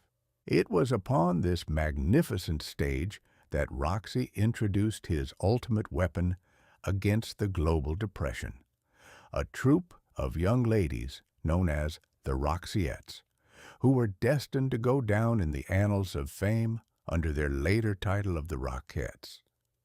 These girls were not dancers in the traditional poetic sense of the word. They did not leap about the stage with the loose, undisciplined freedom of the ancient Greeks, nor did they interpret the dark, mysterious sorrows of the soul through the medium of the modern ballet. No, their art was of a much more satisfactory and mechanical sort. They were a human machine, a multi-cylinder engine constructed of 36 pairs of perfectly matched legs, all moving with an absolute, terrifying precision that made the drill regulations of the German army look like a disorganized game of schoolyard tag. When the Rockettes formed their long, unbroken line across the great stage, linked arm to arm, and began their famous high kicks, the effect upon the audience was nothing short of hypnotic. Every leg rose to the exact same angle at the exact same microsecond. Every smile was pitched at the same degree of cheerful confidence, and every heel struck the stage with a single, synchronized thud that rattled the very foundations of the balcony. It was the absolute triumph of the assembly line applied to the human anatomy.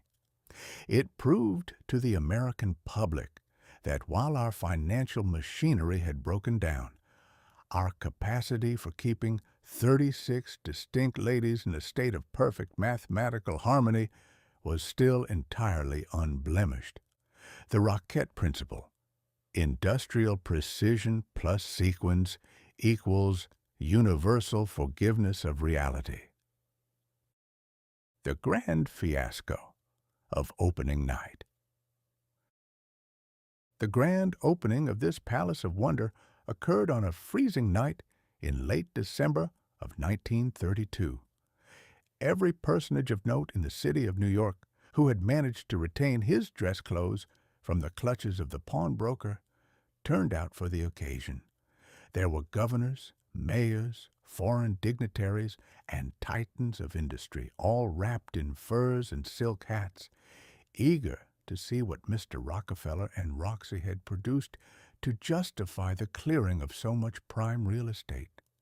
The performance, unfortunately, was a monument to the virtue of generosity carried to a state of absolute madness. Roxy had been so thoroughly determined to give the public their money's worth that he had booked every variety act on the civilized globe to perform on the opening program. There were grand opera stars from Europe who sang long, dismal arias in languages that nobody in the audience understood. There were acrobats from the circus who climbed up poles and slid down ropes. There were classical pianists who pounded the keys until the sweat rolled off their foreheads.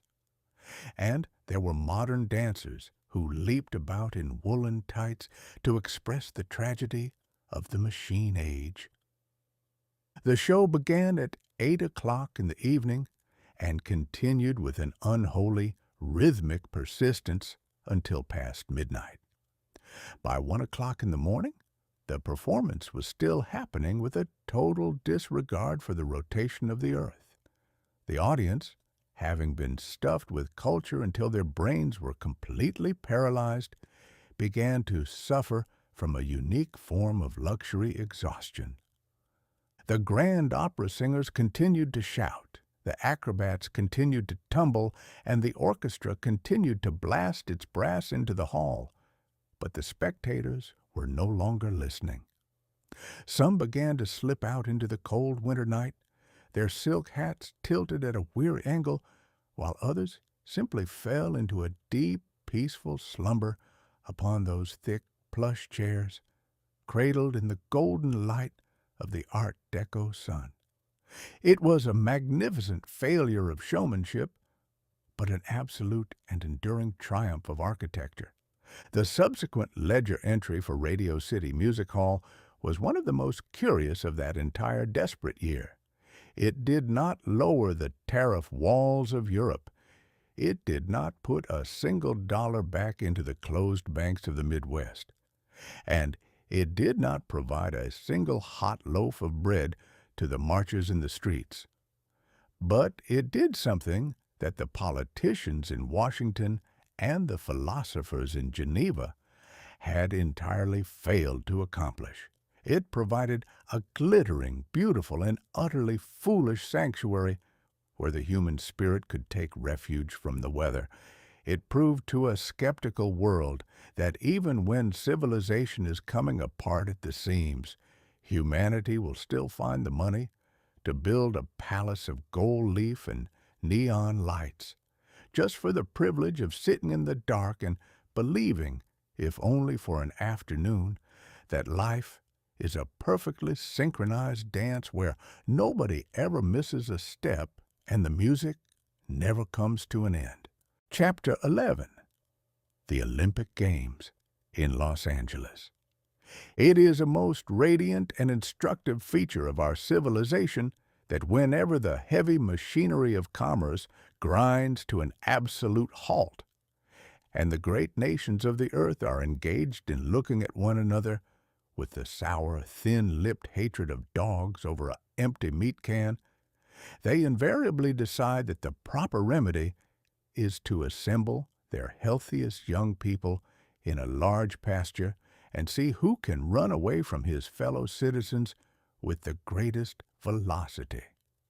One might suppose that when a continent is shivering in the grip of a financial paralysis, the statesmen would prefer their youth to remain at home, to spade up the kitchen garden, or help their fathers figure out how to avoid the sheriff.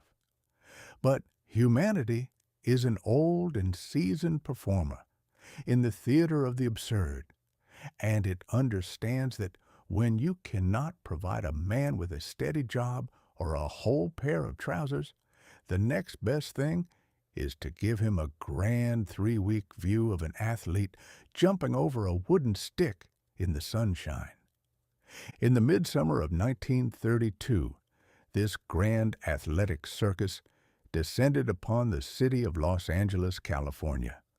Now, if one were to search the entire geography of the habitable globe for a spot uniquely suited to host an exhibition of high-grade illusions, one would inevitably land upon the shores of Southern California. It was a territory constructed entirely out of sunshine, real estate speculation, and the manufactured dreams of the moving picture industry. The residents of that locality had spent the previous 2 decades convincing the rest of the country that their orange groves were the Garden of Eden, and that their climate was so thoroughly holy that a dead man, if left exposed to the evening breeze for an hour or two, would show signs of a distinct desire to vote the Republican ticket. It was a town where reality was treated as a very minor inconvenience, to be edited out of the final print by a clever director, and it was therefore the absolute ideal stage for a world that wanted to forget its empty pockets and spend its afternoons cheering for the progress of the human muscle. The architecture of the Great Mirage. The staging of these 10th Olympic Games was achieved under the direction of the local boosters, a species of human animal that possesses an optimism so fierce and unblinking it borders on a serious medical affliction. When the invitations had been sent out some years prior, the world was still swimming in the greasy fat of the 20s, and everyone expected the gathering to be a sprawling, extravagant jubilee. But by the time the summer of 1932 arrived, the guest list looked remarkably like the subscription roster of a bankrupt newspaper. More than half the nations of the earth discovered that their treasuries were so thoroughly hollowed out that they could not afford to buy steamship tickets for their runners, let alone provide them with the custom-made leather spikes and silk jerseys required for the occasion. The Republic of Brazil, finding itself in a state of absolute destitution regarding cash, loaded its athletic delegation onto a naval ship packed to the hatches with bags of coffee, instructing the poor lads that they would have to sell the beans at every port along the way if they expected to pay for their lodging in California.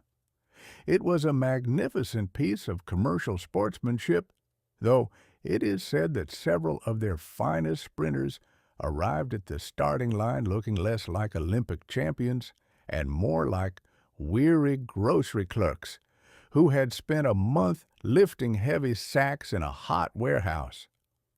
To overcome these economic doldrums, the clever promoters in Los Angeles introduced a series of innovations that were destined to change the ledger of the games forever. The absolute crown jewel of these inventions was the creation of the Olympic Village. Before this epoch, the athletes had been left to find their own quarters in the local hotels, a system that frequently resulted in the long-distance runners staying up until midnight to argue about politics with the weightlifters over a bottle of local vintage. The Californians, however, built a temporary city of 500 small white wooden cottages on a breezy hillside known as Baldwin Hills. It was a bachelor colony of the most rigorous sort, surrounded by a high wire fence and guarded by a staff of cowboys on horses to ensure that no unauthorized characters, particularly the enterprising reporters from the Hollywood gossip journals, could leak into the sanctuary to observe the private habits of the foreign gentry. The domestic arrangements of this village were a marvel of democratic engineering. The young men from 80 distinct nations were fed in giant communal dining halls, where the chefs attempted the mathematical impossibility of preparing a meal that would simultaneously satisfy a Japanese marathon runner, a British oarsman, and an Italian fencer. The women athletes, being deemed by the authorities to be far too delicate and ornamental for the rustic simplicity of the hillside camp, were clapped into a luxury hotel in Midtown, where they could enjoy the benefit of plush carpets, mirrored wardrobes, and the constant vigilant chaperonage of a committee of elderly ladies who looked upon a male visitor with the dark, unblinking hostility of a watchdog outside a smokehouse. The symphony of the stopwatch The competitions themselves were conducted within the colossal oval of the Los Angeles Memorial Coliseum, a stadium so grand in its proportions that it made the ancient ruins of Rome look like a collection of neglected stone troughs in a barnyard. It was here, before crowds of 100,000 spectators who had scraped together their quarters and halves to witness the pageantry, that the human animal demonstrated its eternal fondness for the stopwatch. The absolute hero of the spectacle, or perhaps one should say the heroine, though the term seems entirely too frail for so robust a creature, was Miss Babe Didrikson, a young lady from the state of Texas who possessed a pair of shoulders that would have done credit to a blacksmith and a tongue that could outtalk any mule skinner in the territory. Miss Didrikson did not belong to that school of gentle womanhood that spent its time swooning over poetry or arranging flowers in a porcelain vase. No, her genius was of a much more violent and satisfactory nature. She could outrun, outjump, outthrow, and outwrestle every living soul in her county, and she arrived in Los Angeles with the firm intention of winning the entire Olympic Games by herself. She entered the javelin throw, gave the wooden spear a heave that sent it rattling into the far turf, and broke the world record before she had even had time to clear the dust from her throat. She moved on to the hurdles, leaping over the wooden barriers with the effortless, leggy grace of a startled deer in a briar patch, and collected another gold medal for her mantelpiece. Had the authorities permitted her to enter the wrestling matches or the weightlifting contests, there is no doubt she would have carried off those prizes as well, leaving the foreign gentlemen to return to their capitals with nothing but their empty trunks and their wounded pride. She was a magnificent testament to the fact that when the American continent decides to produce an athlete, it does not fool around with half measures. It builds a force of nature and equips it with a Texas accent. The Didrikson method, resolve plus leverage minus traditional decoration equals immortality. The Games also introduced the world to the three-tiered victory podium, a device of absolute psychological genius.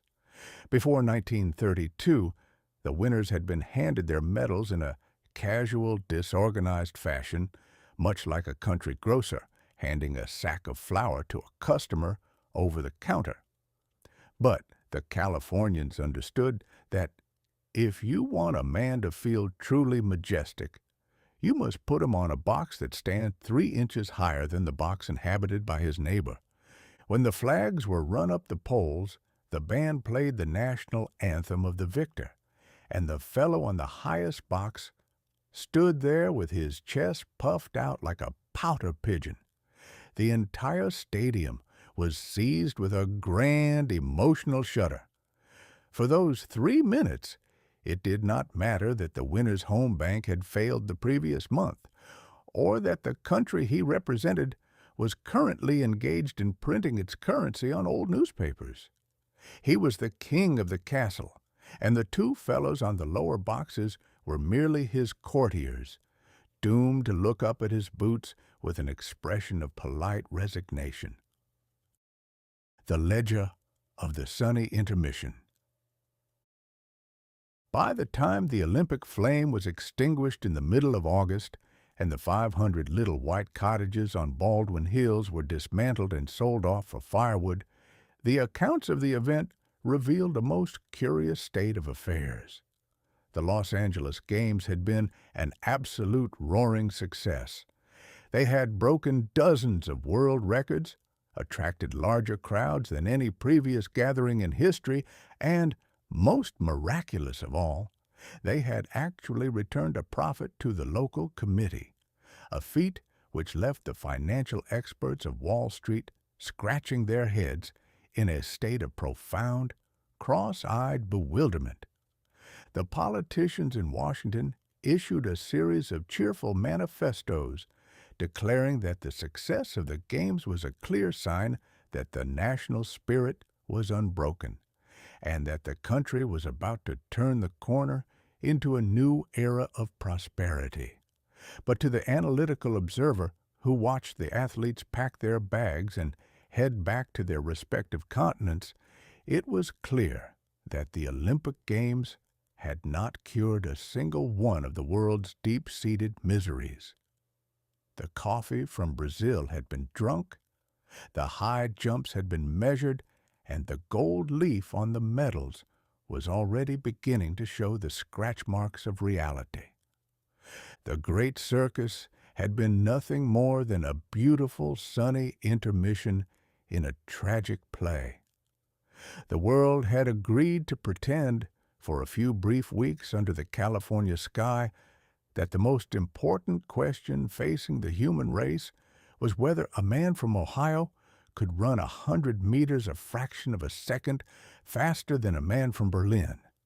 It was a magnificent piece of humbug, performed with a total lack of sincerity, but an absolute abundance of style, and it left the weary public of 1932 to return to their dark, cold kitchens, with a renewed understanding that while the human body can occasionally rise above the earth and fly through the air with the grace of an angel, it must eventually come down to find that the rent is still due, the cupboard is still bare, and the great ledger of the world's troubles is still waiting to be balanced by something more substantial than a silver stopwatch and a clean pair of heels.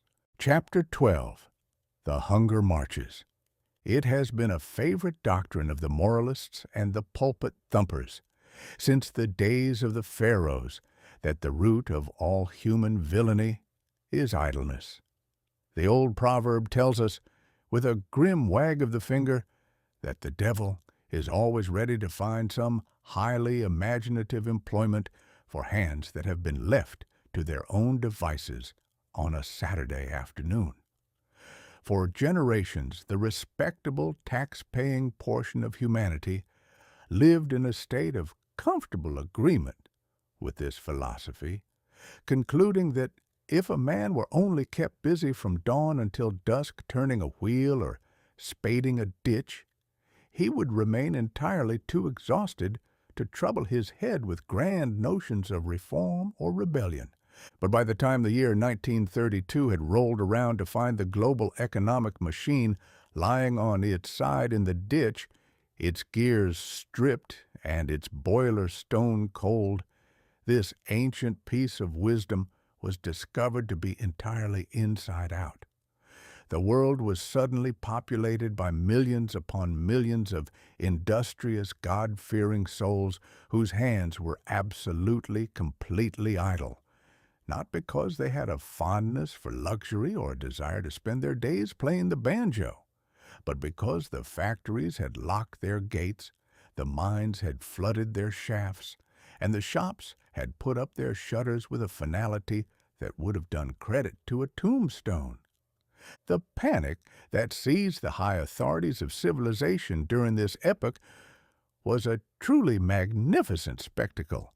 They had spent a century teaching the populace that work was a sacred duty, and now they found themselves trapped in the embarrassing position of having no work to give.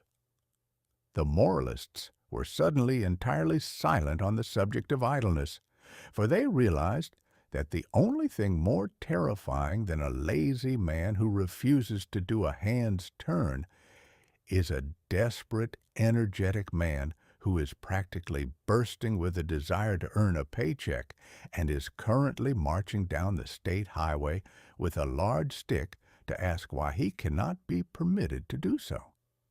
The grand irony of the situation lay in the ledger of distribution. The world was not poor in the sense that it had run out of materials. The earth had never been more bountiful. The fields of the Midwest were choking with wheat.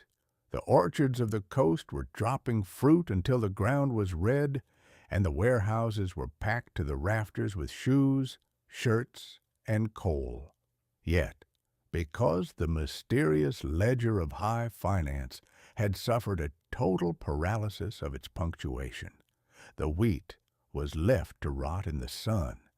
The oranges were burned in giant heaps by the roadside to keep the market from collapsing, and the people who had made the shoes were currently walking the streets on the bare soles of their feet, wondering if they might be arrested for vagrancy if they stopped too long to admire a loaf of bread through a baker's window.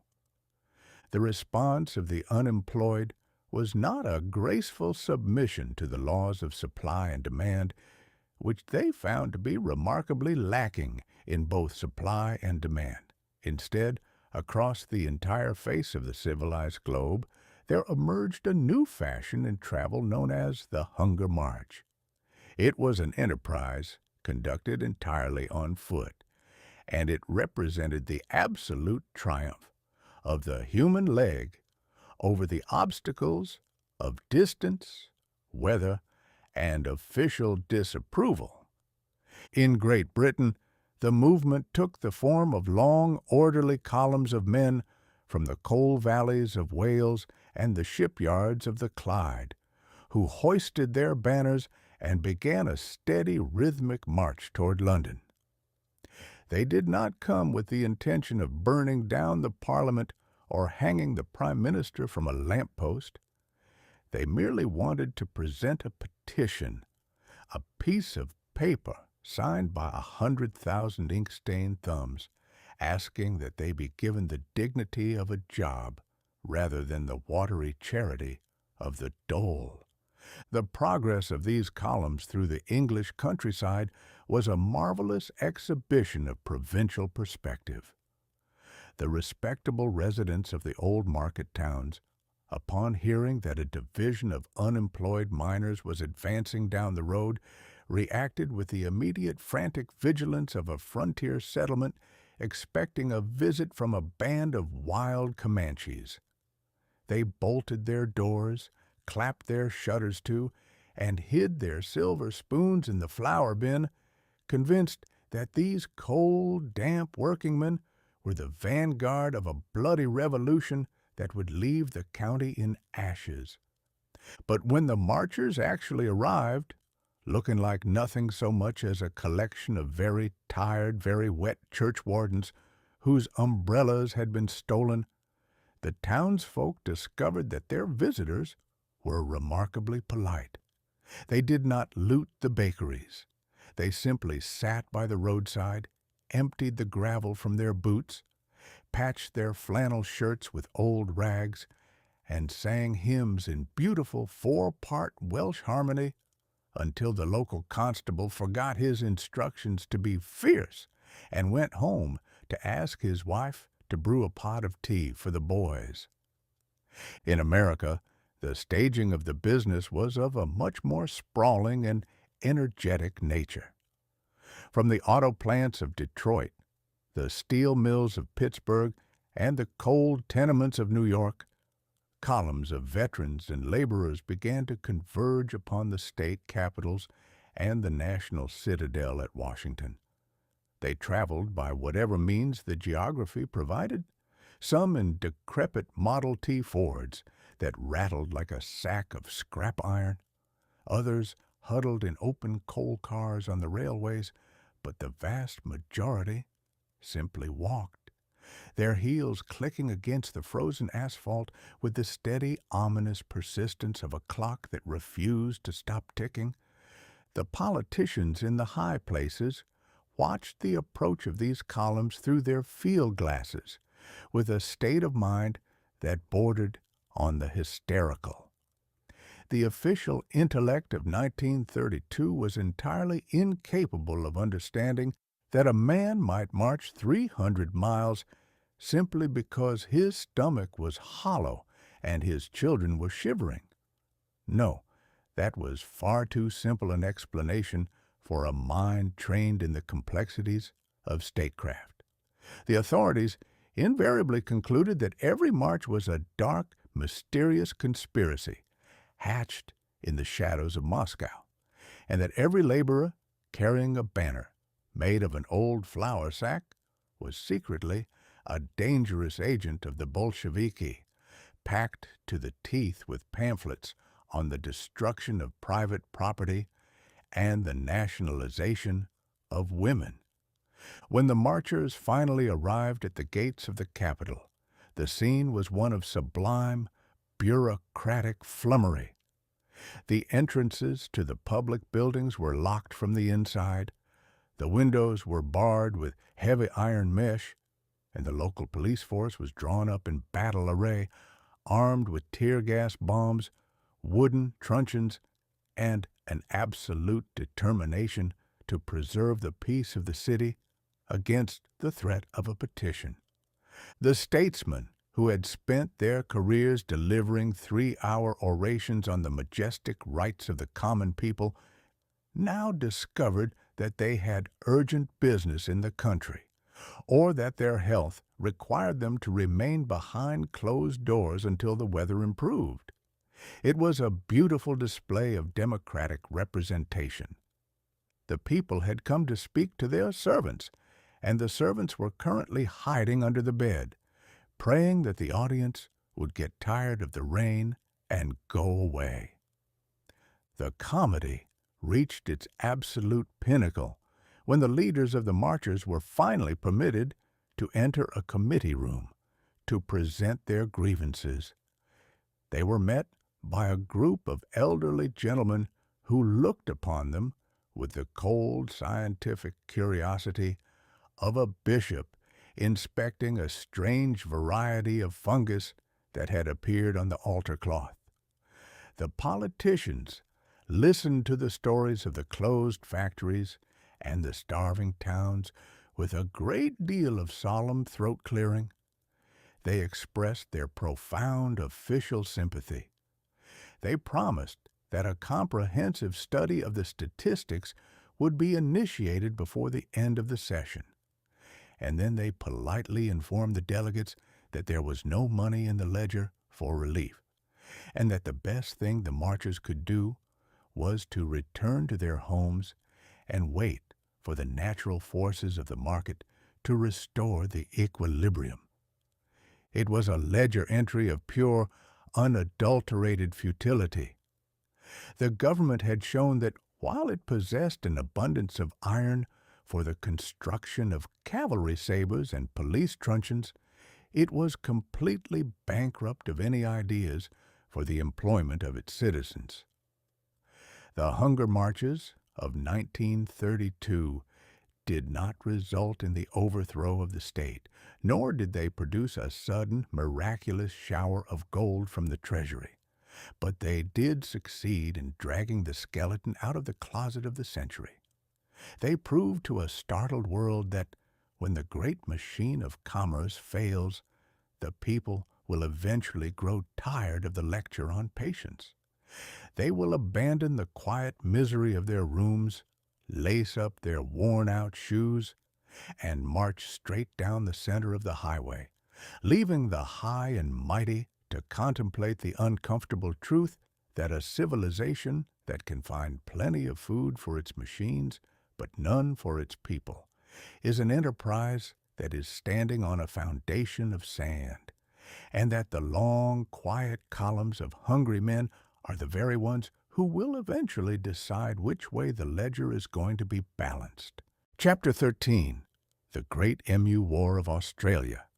There is a grand and immutable law of nature which states that whenever the human animal becomes entirely too puffed up with his own importance, Providence will step in and apply a corrective measure, usually in the shape of something thoroughly ridiculous. Man has spent the better part of several thousand years organizing grand spectacles of slaughter, decorating his chest with ribbons, and convincing himself that he is the undisputed Lord of creation. He has conquered the lightning, tunneled through the mountains, and mapped the very stars. Yet history contains a quiet, hidden ledger of moments where this majestic master of the universe was brought to an absolute screeching halt by a creature that does not even possess the sense to come in out of the rain. In the late autumn of 1932, while the Northern Hemisphere was busy unraveling its financial systems and listening to the high-minded eloquence of its politicians, the Commonwealth of Australia found itself engaged in a conflict of a much more direct, visceral, and feathers and ink variety. This was the Great Emu War, an enterprise conducted by the Australian military against a domestic populace of flightless birds, and it remains to this day the absolute pinnacle of organized military farce, a campaign where the might of modern industrial weaponry was deployed against an army of oversized turkeys, and the turkeys won. The gathering storm in the scrub. To understand the origin of this magnificent business, one must understand the unique geography of Western Australia. It is a vast, sun-baked territory where the soil is hard, the water is scarce, and the inhabitants are largely composed of hardy, pioneering farmers who had recently returned from the mud of the Western Front in Europe. The government, acting with that grand, imaginative generosity that characterizes all land distribution schemes for veterans, had settled these poor lads upon remote tracts of land in the district of Campion, telling them that their highest duty to the empire was to grow wheat, where nothing but scrub had managed to survive since the dawn of time. The farmers spaded the earth, erected their fences, and prayed for rain, and by 1932 they had actually managed to produce a modest crop of grain. But just as they were preparing to gather the harvest and pay off the local storekeeper, there appeared on the horizon a column of invaders that made the old German army look like a small-town parish vestry on a Sunday outing. The invading host. Strength, 20,000 regulars armor. Double-layered brown plumage. Top speed, 30 miles per hour, all terrain.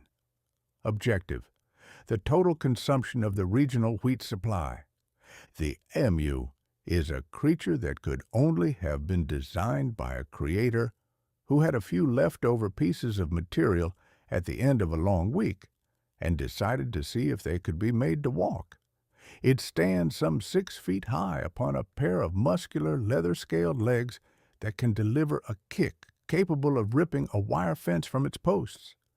It possesses a long, flexible neck topped by a small, flat head inhabited chiefly by a massive beak and a total lack of intellectual capacity, and it is covered in a shaggy coat of brown feathers that makes it look like an animated mattress on stilts.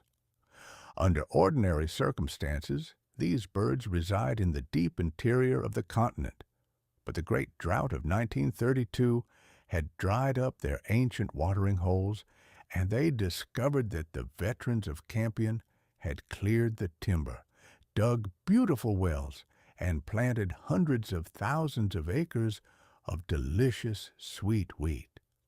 It was the absolute paradise of the emu imagination.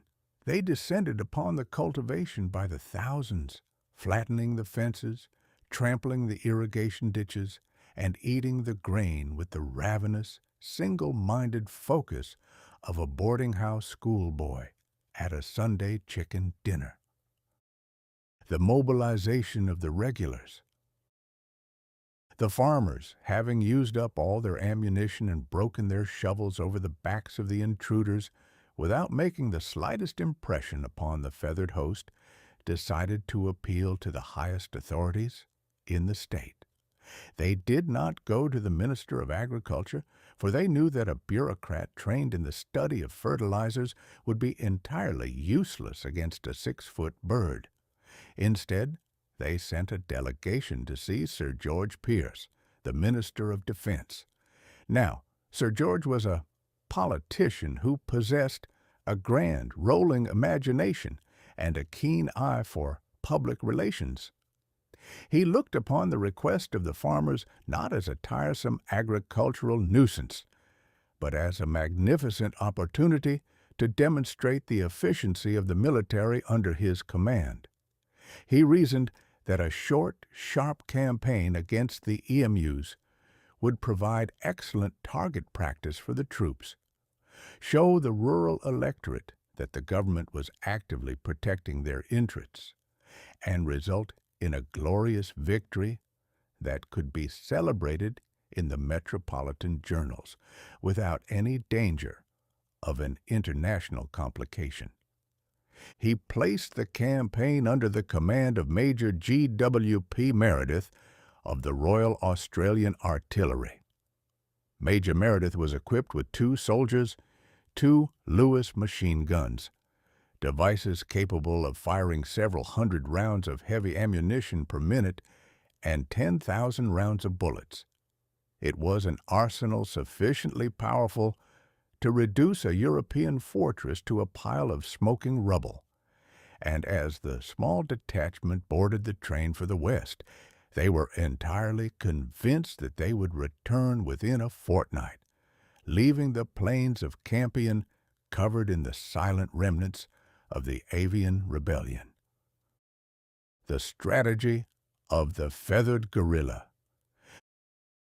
The comedy opened in early November near a local dam where a detachment of some 50 emus had been spotted loitering with an air of criminal intent. Major Meredith and his men crept through the scrub with the stealth of old-time scouts, established their machine guns upon a small hillock, and prepared to open fire. The plan was simple. They would unleash a hail of lead into the center of the flock, and the sheer velocity of modern science would do the rest.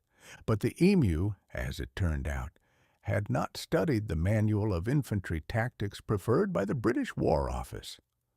The moment the machine guns began to chatter, the birds did not form themselves into a solid, respectable square to be shot down in an orderly fashion.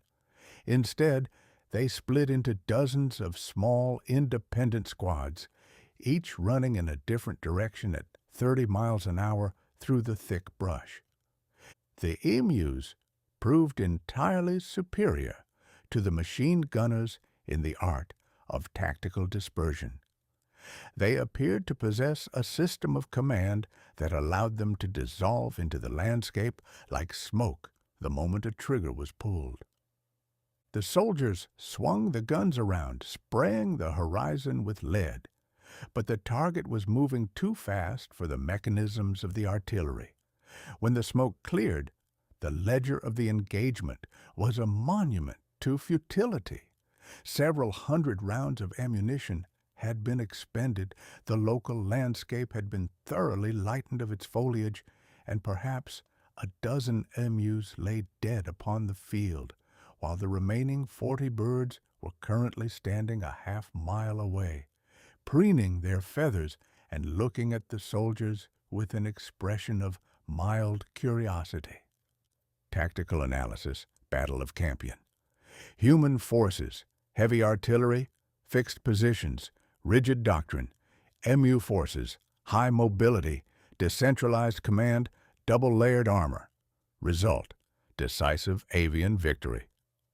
2 days later, Major Meredith attempted a magnificent ambuscade near another plantation where more than 1,000 emus had gathered for breakfast. He waited until the flock was within point-blank range before ordering the guns to fire. But the spirit of the farce was thoroughly awake that morning. After only a few rounds had been discharged, the machine gun jammed, its delicate mechanism choked by the fine red dust of the desert. Before the soldiers could clear the barrel, the entire 1,000-headed army had sprinted into the horizon, leaving nothing behind but a cloud of dust and a few scattered feathers. The mechanical cavalry and the strategic retreat. Realizing that his infantry was entirely outmatched in velocity, Major Meredith decided to introduce the element of mechanized warfare. He commandeered a heavy local truck, mounted one of the Lewis guns upon the cab, and set out into the plains to hunt down the enemy at high speed. It was a beautiful conception, but it failed to take into account the domestic architecture of the Australian outback.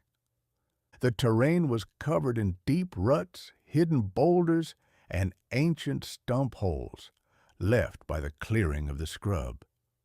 As the truck rattled across the desert at 30 miles an hour, trying to keep pace with a flock of sprinting birds, the vehicle bounced with such tremendous violence that the gunner found it completely impossible to keep his feet, let alone aim the weapon. He spent his time clinging to the sides of the cab to avoid being pitched into the sand, while the machine gun pointed itself alternately at the clouds in the front bumper, firing occasional terrifying bursts into the empty air.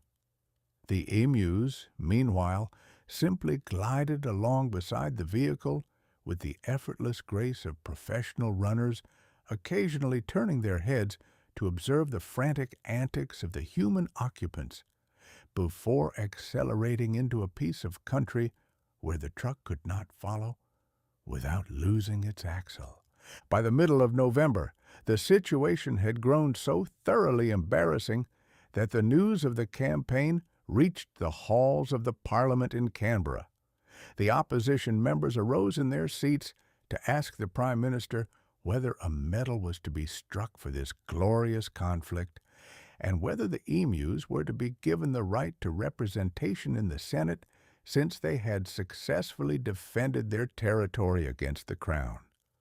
Sir George Pearce, looking increasingly sour as the reports of the ammunition consumption grew larger and the bird casualties remained smaller, decided that the honor of the regiment had been sufficiently preserved. He ordered a strategic retreat. Major Meredith and his men packed up their guns, boarded the train, and left the district of Campion to its original inhabitants. In his final official report to the ministry, the major delivered an audit of the enemy that was surely a masterpiece of involuntary humor. If we had a military division with the bullet-carrying capacity of these birds, he wrote with a straight face, it would face any army in the world. They can face machine guns with the invulnerability of tanks. They are like Zulus whom even dumb bullets could not stop. The moral of the long feather. The great Emu War of 1932 was over, and the ledger was balanced with an absolute, unadulterated deficit for the human intellect. Man had shown that while he could build a machine capable of firing 10,000 bullets into the desert, he could still be thoroughly outmaneuvered, outrun, and outwitted by a flock of flightless birds that did not possess enough brain matter to fill a common teacup. The veterans returned to their fields, the fences remained broken, and the emus continued to enjoy the wheat until the natural rotation of the seasons brought the rain and allowed them to return to the interior. It was a beautiful entry in the ledger of that desperate year, a reminder to a civilization that was currently taking itself with a terrifying, bloody seriousness that nature possesses a wicked and enduring sense of the ridiculous. The great powers of the world might argue over their borders, order their new cruisers, and deliver their grand speeches upon the destiny of empires. But out in the red dust of Western Australia, 20,000 oversized turkeys had shown that when the majesty of the state comes into conflict with the stubborn common-sense necessity of a hungry stomach, the state is the very thing that is likely to leave the field with its feathers thoroughly ruffled and its boots full of sand. Chapter 14. The Seizure of the Saakoku Mentality. It is an old and deeply cherished delusion of the human animal that when his domestic affairs have fallen into a state of absolute tangled confusion, he can miraculously restore order by the simple expedient of locking his front door, pulling down the window shades, and declaring that the rest of the planet has ceased to exist. If a gentleman discovers that his kitchen is on fire, his chimney is choked with soot, and his ledger is heavily balanced in favor of the bailiff, he does not ordinarily set to work with a bucket and a broom to remedy the mischief. No, that would be far too tedious an exertion for a creature endowed with a grand political imagination. Instead, he climbs to the top of his roof, shakes his fist at the fellow residing across the lane, and proclaims to the heavens that all his troubles are entirely due to the scandalous nature of the neighbor's cabbage patch. In the shifty and uncomfortably damp months of 1932, this peculiar domestic philosophy became the absolute guiding principle of global statesmanship. The phenomenon was known to the more bookish sort of observers as the Saakoku Mentality, a term borrowed from the ancient annals of the Japanese Empire, which had spent 2 centuries residing in a state of beautiful, hermetic isolation, under the impression that the most effective way to preserve civilization was to execute any foreign sailor who had the bad manners to be shipwrecked upon the coastlines. By 1932, the great nations of Europe and America had decided, with a single synchronized movement of the official intellect, that the old Japanese shoguns had been the only sensible politicians in history. The architecture of the grumpy fortress. For nearly a century, the high-minded philosophers of commerce had preached the glorious gospel of the international neighborhood. They had assured the public that the telegraph wire, the steamship, and the global bank had turned the earth into one grand harmonious parlor, where the American could trade his cotton for the Englishman's knives, and the Frenchman could exchange his wine for the German's coal, until the millennium arrived, and every sword was beaten into a respectable cash register. It was a beautiful sermon, and it had been listened to with a great deal of pious nodding, so long as the registers were all clicking with a lively tune. But the moment the machinery broke down, the grand parlor was discovered to be inhabited by 20 distinct, irritable, and thoroughly uncharitable lodgers, each convinced that his neighbor was a professional pickpocket who had come to abstract his silver spoons.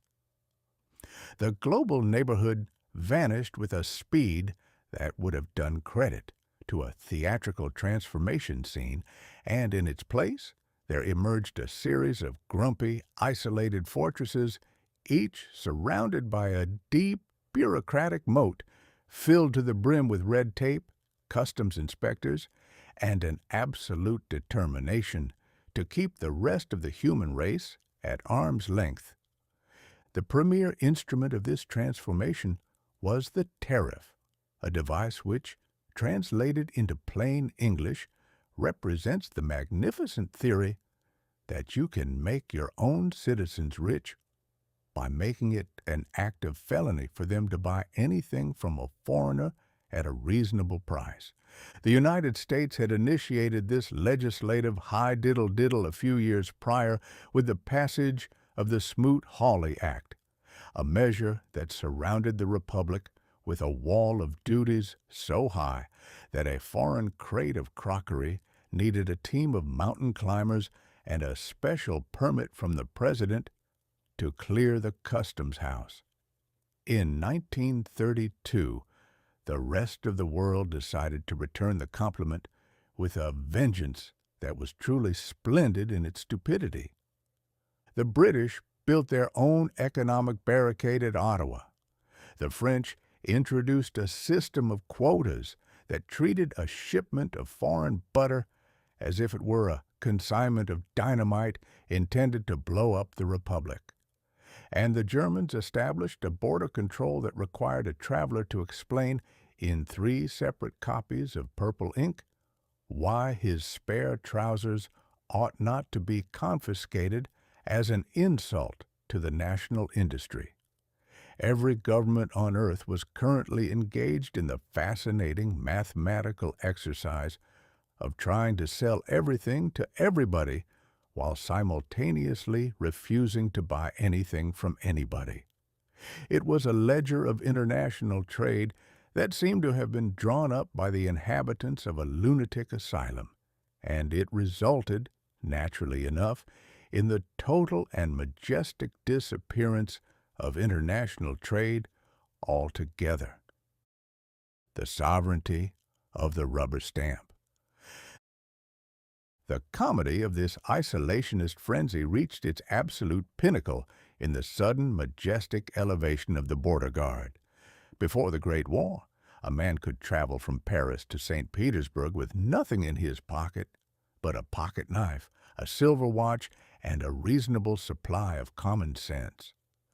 The authorities did not care who his grandfather was, what he intended to do with his luggage, or whether he possessed a fondness for Republican institutions. They simply looked upon him as a customer who was likely to spend his money in the local hotels, and they treated him with a civility that was truly touching. But by 1932, a traveler who wished to cross a European frontier found himself in the position of a criminal suspect who has been caught loitering outside the bank vault after hours.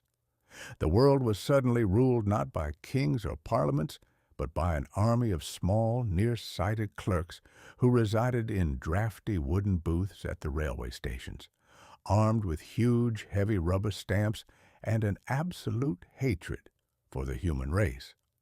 The passport, this document, which had once been a rare and ornamental piece of parchment reserved for foreign ambassadors, became a monstrous, sprawling ledger of personal humiliation.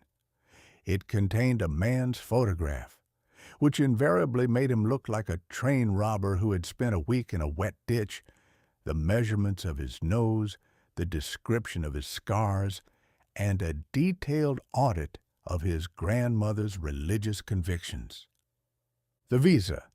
To obtain this tiny, ink-stained blessing, a man was required to stand in a queue outside an embassy for 3 days in the rain, prove to the satisfaction of a cynical secretary that he did not intend to overthrow the government or take a job away from a local waiter, and pay a fee that would have purchased a substantial farm in the territory of Nebraska.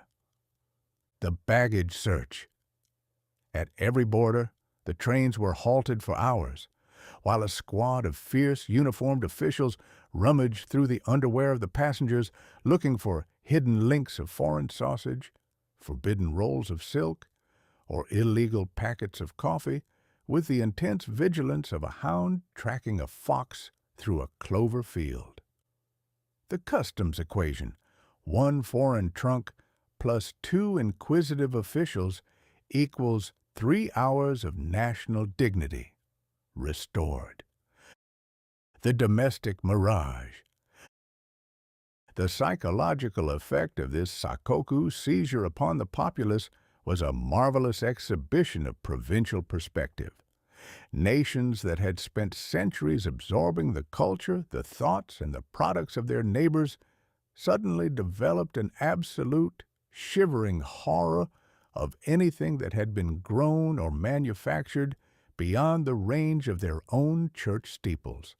In England, the public was bombarded with grand patriotic advertisements imploring them to buy British, a philosophy which suggested that a loyal subject of the king ought to prefer a tough, stringy piece of beef grown by a farmer in Yorkshire over a tender, delicious steak imported from the Argentine, simply because the Yorkshire cow had lived its life under a constitutional monarchy.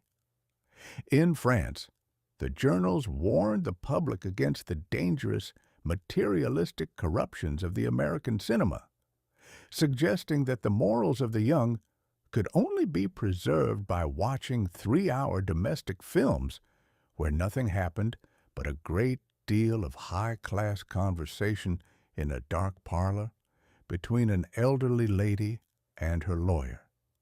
Every country turned its gaze inward, contemplating its own virtues with an unblinking narcissistic fervor, while concluding that the rest of the world was a wilderness of unmitigated scoundrels who were entirely occupied with the cultivation of bad intentions. It was the absolute triumph of the village perspective over the global intelligence. The world had split into a collection of grumpy, isolated fortresses, each sitting on its own pile of unused coal and unsold wheat, while its citizens sat in the dark, shivering and hungry, comforting themselves with the grand patriotic reflection that they had successfully kept the fellow down the road from making a farthing out of their misfortunes. As the year 1932 drew toward its shivering conclusion, the ledger of this desperate ingenuity was clear for anyone to read. Humanity had shown that when the great storm arrives, the natural instinct of the civilized statesman is not to cooperate with his fellows to repair the ship.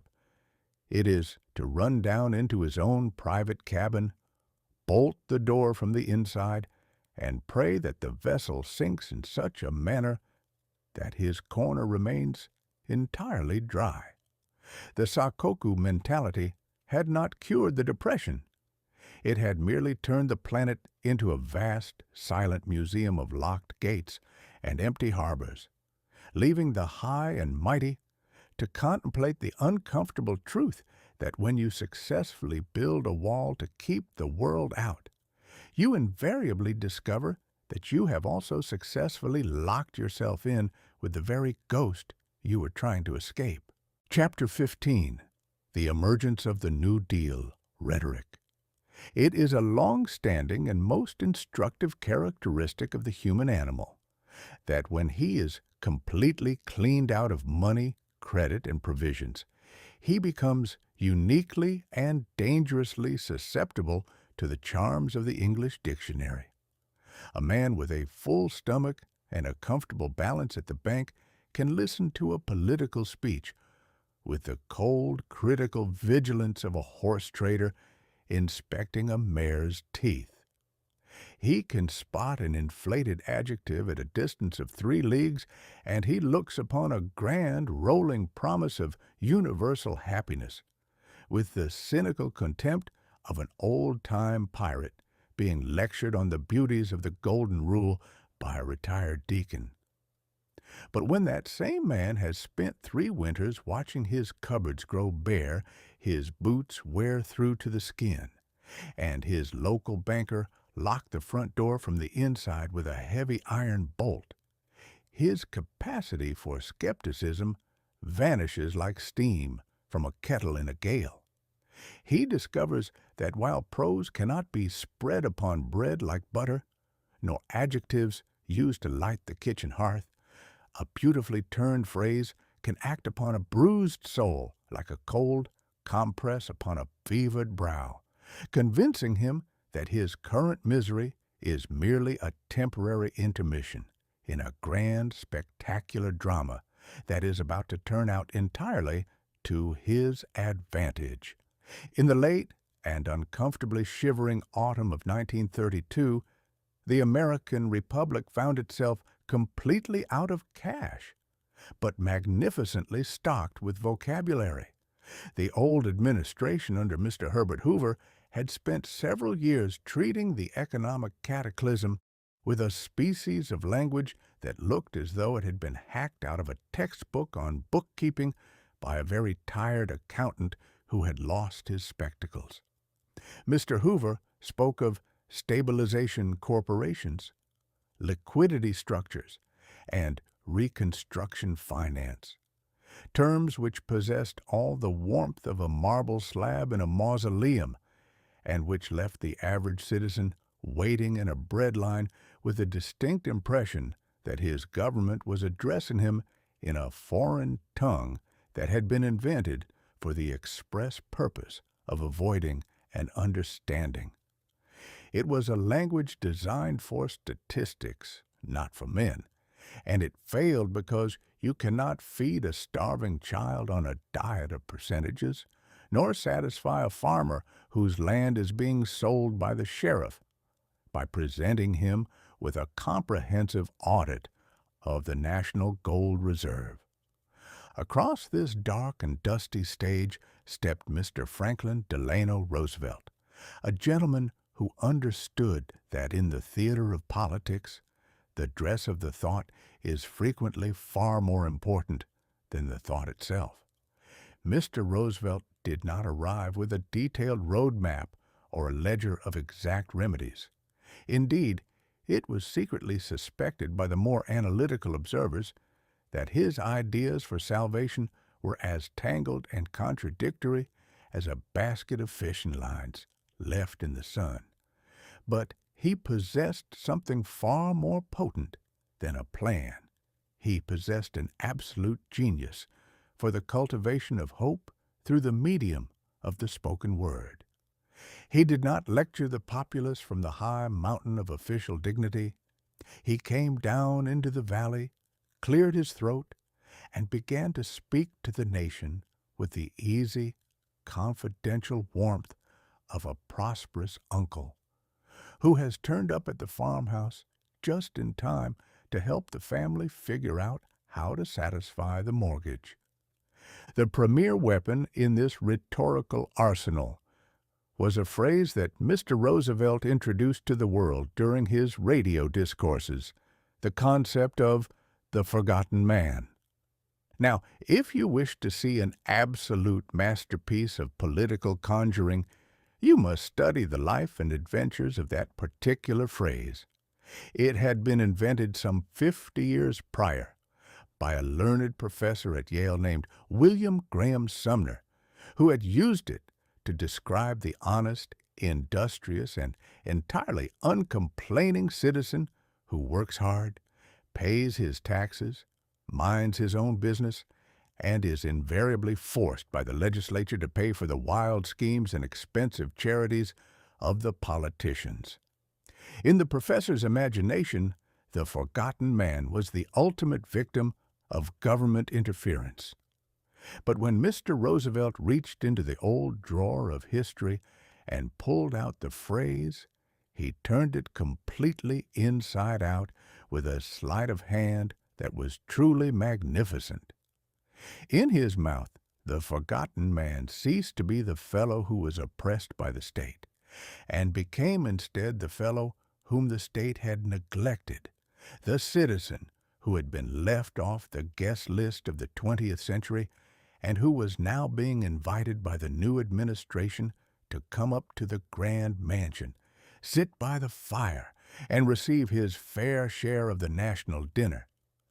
The effect of this phrase upon the electorate was nothing short of hypnotic.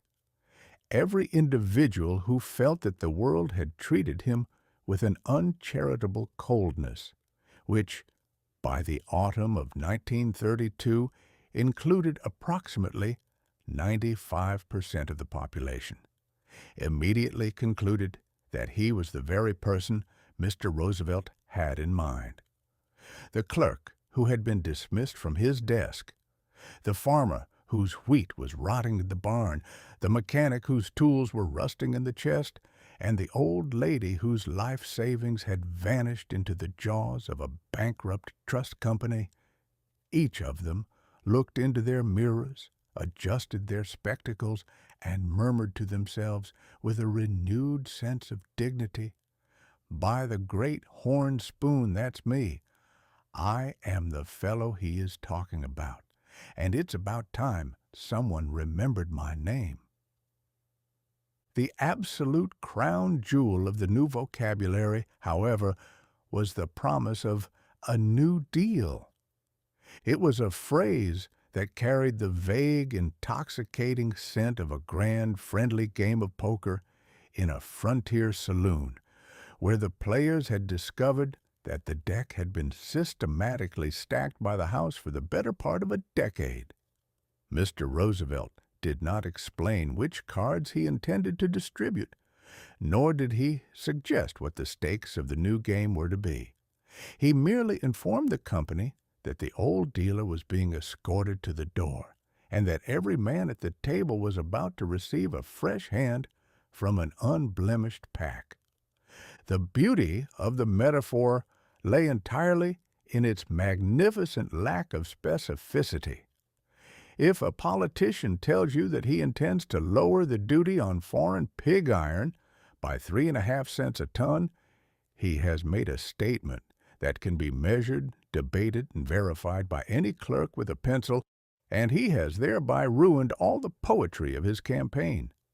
But if he promises a New Deal, he has entered the realm of absolute literature. The laborer could imagine that his hand would contain a steady job at $5 a day. The manufacturer could believe that his hand would bring a sudden cessation of foreign competition and a rise in the price of his stocks. The radical could comfort himself with the thought that the cards were to be shuffled in a manner that would leave the wealthy gentry without a farthing to their names. It was a universal solvent for the national dissatisfaction, a phrase so perfectly elastic that it could stretch to cover any dream, satisfy any grievance, and balance any ledger in the human imagination, without ever committing its author to anything more substantial than a cheerful disposition and a willingness to try an experiment on a Tuesday afternoon. The anatomy of political magic. Vague metaphor plus perfect delivery equals universal expectation of a miracle. The delivery mechanism for this grand enchantment was the radio, a device which, by 1932, had settled into the living rooms of the nation like a strange three-legged wooden idol that demanded a great deal of attention but occasionally rewarded its worshippers by bringing the world into their kitchens. Mr. Roosevelt's voice was uniquely engineered by nature for this particular instrument. It was a voice that possessed the smooth, polished texture of old mahogany, aged in a very fine wine barrel, and it came through the static with a clarity that made every man sitting by his speaker feel as though the governor of New York had stepped out of his automobile, walked through the mud of the yard, and was currently leaning his elbows on the kitchen table to discuss the prospects of the upcoming harvest. When Mr. Hoover spoke on the radio, the machine sounded as though it were being used to read a list of casualties from a railroad accident.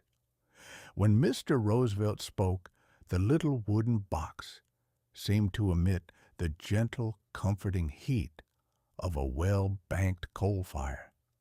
The old-time politicians, who had spent their lives developing a style of oratory that required a large platform, a brass band, and a great deal of frantic arm-waving to ensure that their shouting could be heard by the fellows sitting on the back fence, watched this performance with a state of mind that bordered on the cross-eyed. They could not understand how a man could win an election by simply sitting in an easy chair in front of a small metal disc and talking to the public in the quiet, conversational tones of a country doctor, advising a patient to give up the use of strong waters. They did not realize that the era of the megaphone had passed, and that the world had entered the century of the whisper. As the great campaign drew to its close and the leaves began to drift across the lawns of Washington, the ledger of the American mind revealed a transformation that was absolute. The country had not changed its geography. The factories were still silent. The banks were still locked. and the mud of the fields was just as cold and unyielding as it had been in the spring. But the national atmosphere had been completely revolutionized by the introduction of a new set of adjectives. The public had ceased to contemplate the grim iron boundaries of their reality, and had turned their eyes entirely toward the grand foggy horizon of the rhetoric.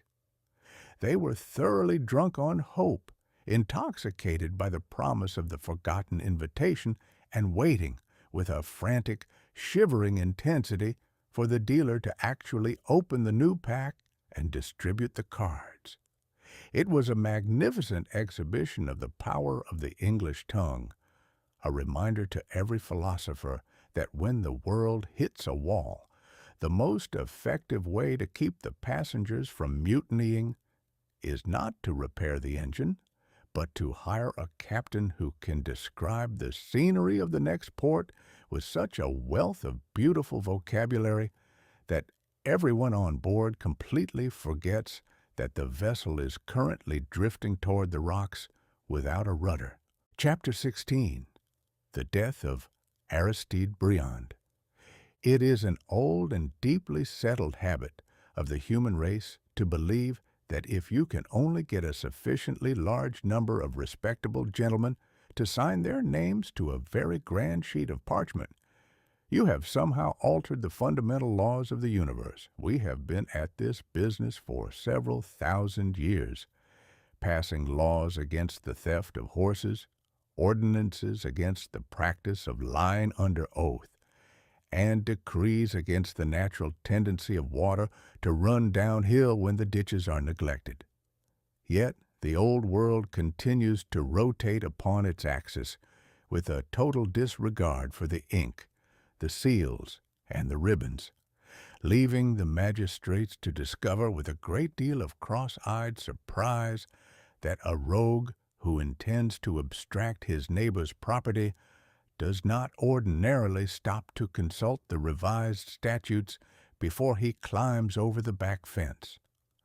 In the damp and melancholy March of 1932, the grandest theater of this legal flummery was plunged into a state of profound shivering bereavement by the passing of Monsieur Aristide Briand.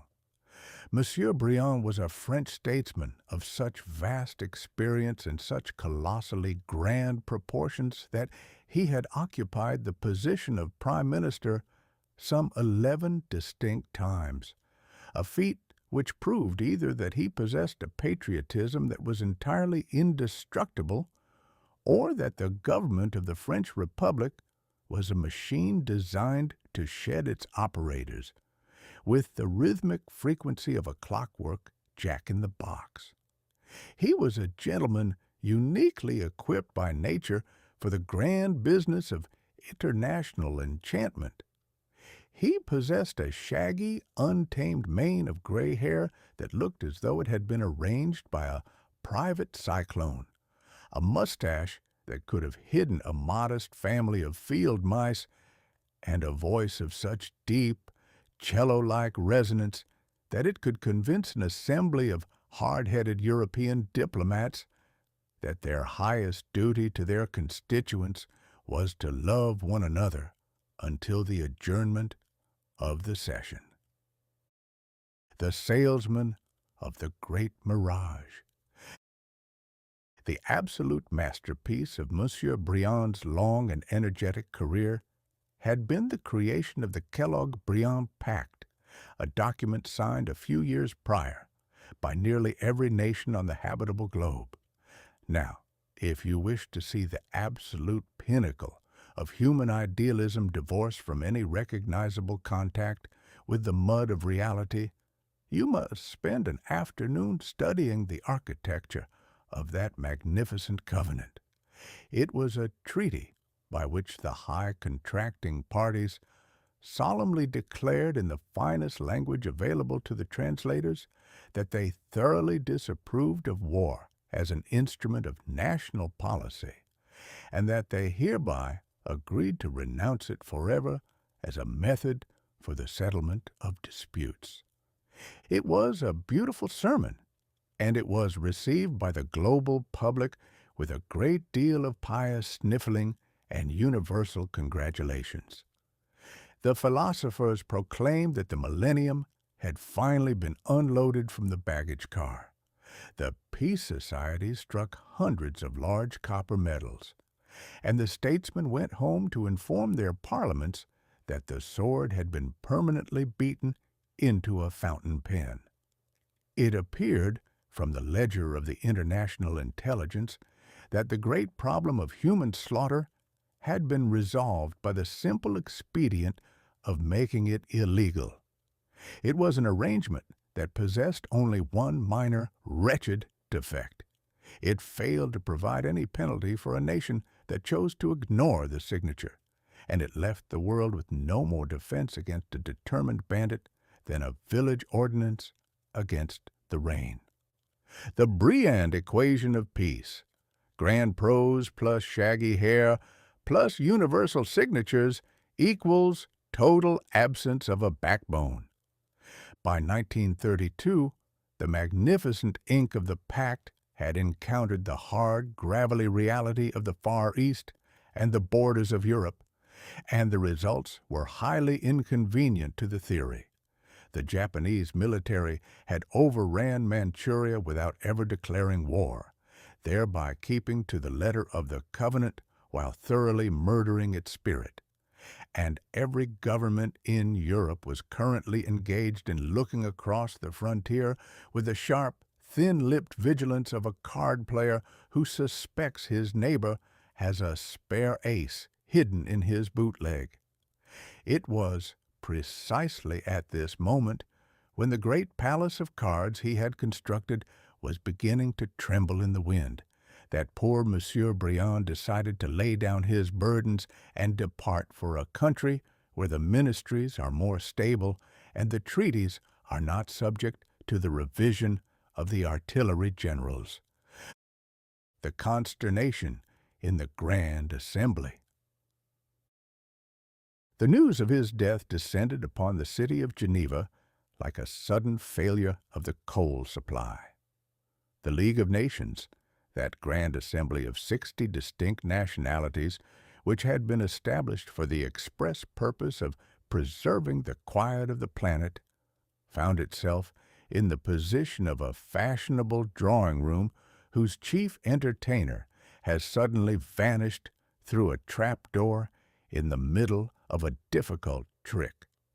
Monsieur Briand had been the absolute soul of the establishment.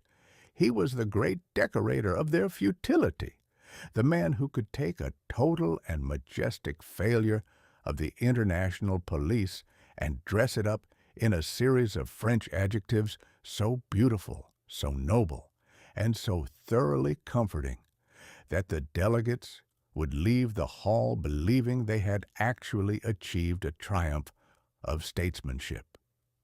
When the Grand Assembly gathered to deliver their orations upon his memory, the spectacle was a marvelous exhibition of official theater.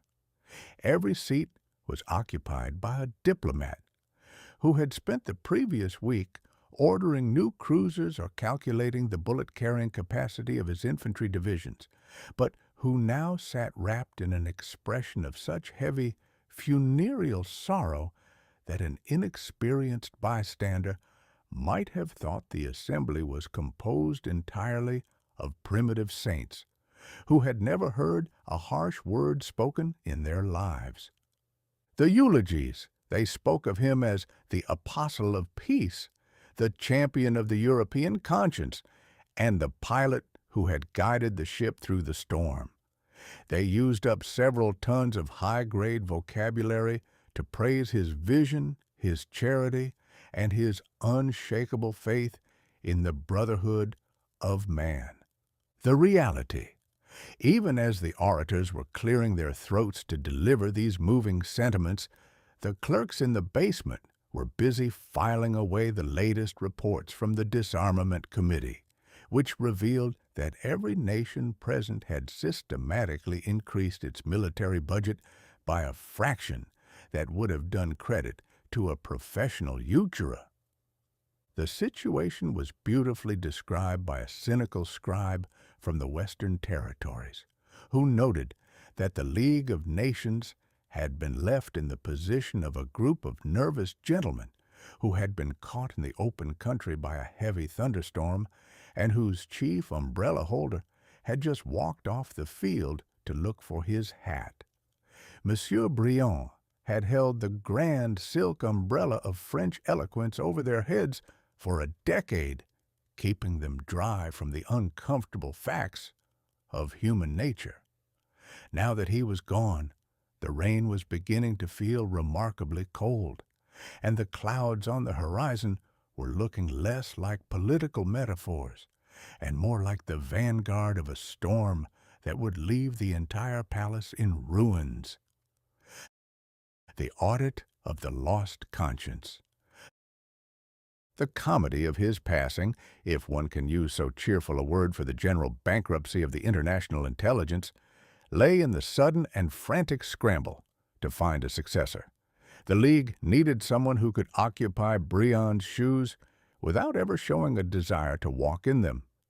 They needed a statesman who could deliver a 3-hour speech upon the sacred beauties of universal harmony while his government was busy manufacturing tank tracks and poison gas behind the barn. They looked to the British, but the British representatives were currently too busy trying to balance their imperial ledger at Ottawa to trouble their heads with the poetry of Geneva. They looked to the Italians, but the Italians were currently under the command of a gentleman who preferred a large bass drum over a cello, and who had openly informed his people that a peaceful nation is an enterprise that deserves to be eaten by its neighbors. They looked to the Americans, but the Americans were residing on the far side of the big blue pond, under the impression that they could avoid the weather by simply refusing to look at the barometer. Monsieur Briand was buried with all the pomp and pageantry that the French Republic bestows upon those sons who have managed to survive the political meat grinder with their dignity intact.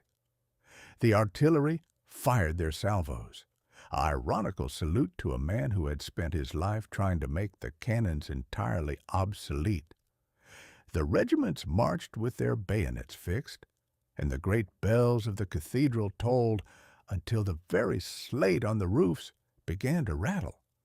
It was a magnificent ledger entry of universal respect, and it left the world exactly where it had been before, only with fewer illusions in its head, more daggers in its sky, and a renewed understanding that when the great champion of peace leaves the room, the wisest thing a prudent man can do is go home, check the locks on his cellar door, and pray that when the storm finally breaks, it hits the fellow residing in the next parish instead. Monsieur Briand had given them a beautiful dream, but he had failed to provide them with the alarm clock. And as the year 1932 continued its shivering progress, humanity was beginning to suspect that the awakening was going to be a thoroughly noisy and unpleasant piece of business. Chapter 17. The Rise of the Nazi Party in the Reichstag. It is an old and deeply discouraging truth that when a nation of otherwise reasonable, book-reading, and remarkably industrious people is subjected to a sufficient duration of poverty and humiliation, it will entirely part with its judgment. Under ordinary circumstances, the human animal prefers his governance to be a relatively quiet affair, conducted by elderly gentlemen in respectable coats who speak in the low, soothing tones of a family physician advising a patient to avoid the use of strong waters. But when the national pantry has been bare for 3 winters, when the currency has turned into something less valuable than common wallpaper, and when the future looks as dark and forbidding as a midnight walk through a graveyard, the populace grows thoroughly weary of the physician's lecture. They develop a sudden, ravenous appetite for the political melodramatist, the fellow who can leap onto the table, smash the crockery, and inform the company that all their misfortunes are entirely due to the scandalous wickedness of the people residing in the next street. In the sweltering July and the shivering November of 1932, the Republic of Germany conducted a pair of national elections that were destined to go down in the annals of history as the absolute pinnacle of collective political delirium. The theater for this grand farce was the Reichstag, a majestic, stone-carved parliament building in Berlin that looked like a temple dedicated to the eternal preservation of bureaucratic order, but which had recently been turned into a cross between a lunatic asylum and an arena for professional wrestling. The nation was residing in the very center of the European storm, its economy having been flattened first by the vengeance of the Allies at Versailles and subsequently pulverized by the great financial collapse that had drifted across the Atlantic from New York like a poisonous fog. The architecture of the great shouting match. The German people, having discovered that the respectable democratic politicians of the Weimar Republic were entirely helpless to provide them with either a steady job or a whole pair of boots, had turned their gaze toward the fringes of the political circus. The absolute masters of this new style of public enchantment were the National Socialists, a collection of high-grade malcontents who had abandoned the traditional methods of political argument in favor of the brass band, the heavy boot, and the continuous deployment of the human lung. The leader of this enterprise was Herr Adolf Hitler, a gentleman who possessed an absolute genius for the cultivation of public hysterics, a countenance that suggested he had never seen a joke in his life, and a mustache of such remarkably microscopic proportions that it looked as though it had been trimmed by a man who had run out of time in the middle of a shave. Herr Hitler did not offer his audiences a ledger of sensible economic reforms, nor did he invite them to sit down with a pencil to resolve the mathematical difficulties of the state budget. No, that would have been far too tedious an exercise for an electorate that was currently dying of sheer frustration. Instead, he offered them a grand operatic spectacle of grievance and redemption. The National Socialist formula, economic despair, plus rhythmic drumbeats, plus infinite shouting, equals universal abrogating of the senses. He traveled across the country in a modern airplane, a piece of technological staging that allowed him to drop out of the clouds into a town like a visiting deity, deliver a 2-hour sermon upon the ancient glories of the race, and vanish into the ether before anyone had time to ask him how he intended to lower the price of beef. His oratory was not a speech in the traditional legalistic sense of the word. It was an emotional assault. He would begin in a low guttural whisper, trembling with an intensity that made his listeners lean forward until their noses were nearly touching their knees, and then he would gradually accelerate, his voice rising into a shrill, rhythmic scream that rattled the very beer mugs in the back of the hall. He told the Germans that they were the finest creatures on the planet, that their defeat in the late war had been the result of a dark, mysterious conspiracy hatched by the neighbors, and that if they would only give him the absolute right to command their lives, he would lead them into a paradise of total employment, universal discipline, and national revenge. The symphony of the brown shirt, the comedy of the business, though it was a comedy of the most sinister and bone-crushing variety, lay in the sudden transformation of the legislative process into a series of street brawls. The National Socialists did not rely merely upon the eloquence of their leader. They equipped their campaign with an army of several 100,000 young men known as the Sturmabteilung, or brown shirts, who spent their evenings marching through the working-class districts with a great deal of rhythmic boot-stomping and a total disregard for the local peace. These lads did not look upon a political opponent as a fellow citizen who happened to possess a different view of the tariff schedules. They looked upon him as a species of vermin that ought to be removed from the premises with a heavy wooden club. The public meetings.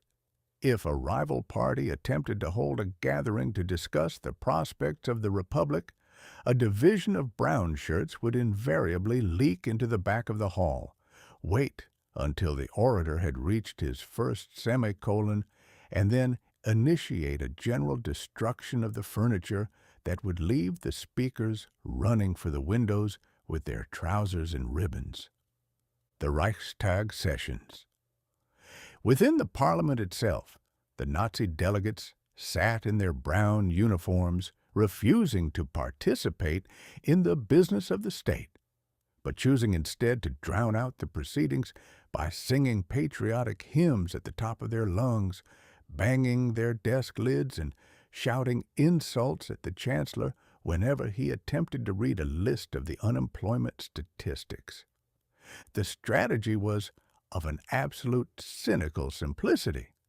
They were determined to prove to the nation that the democratic system was a noisy, helpless, and thoroughly bankrupt piece of machinery. And they were achieving this proof by ensuring that they themselves made it entirely impossible for the machine to operate for a single afternoon. The sleepy spectators on the horizon. The reaction of the global community to this gathering storm in Germany was a magnificent exhibition of provincial perspective and sleepy indifference. The great powers of Europe and America were currently so thoroughly entangled in their own domestic miseries, their banks failing, their marchers in the streets, their politicians engaged in the cutthroat business of balancing their own ledgers, that they looked upon the antics in Berlin with the lazy curiosity of a man watching a distant dog fight through a kitchen window.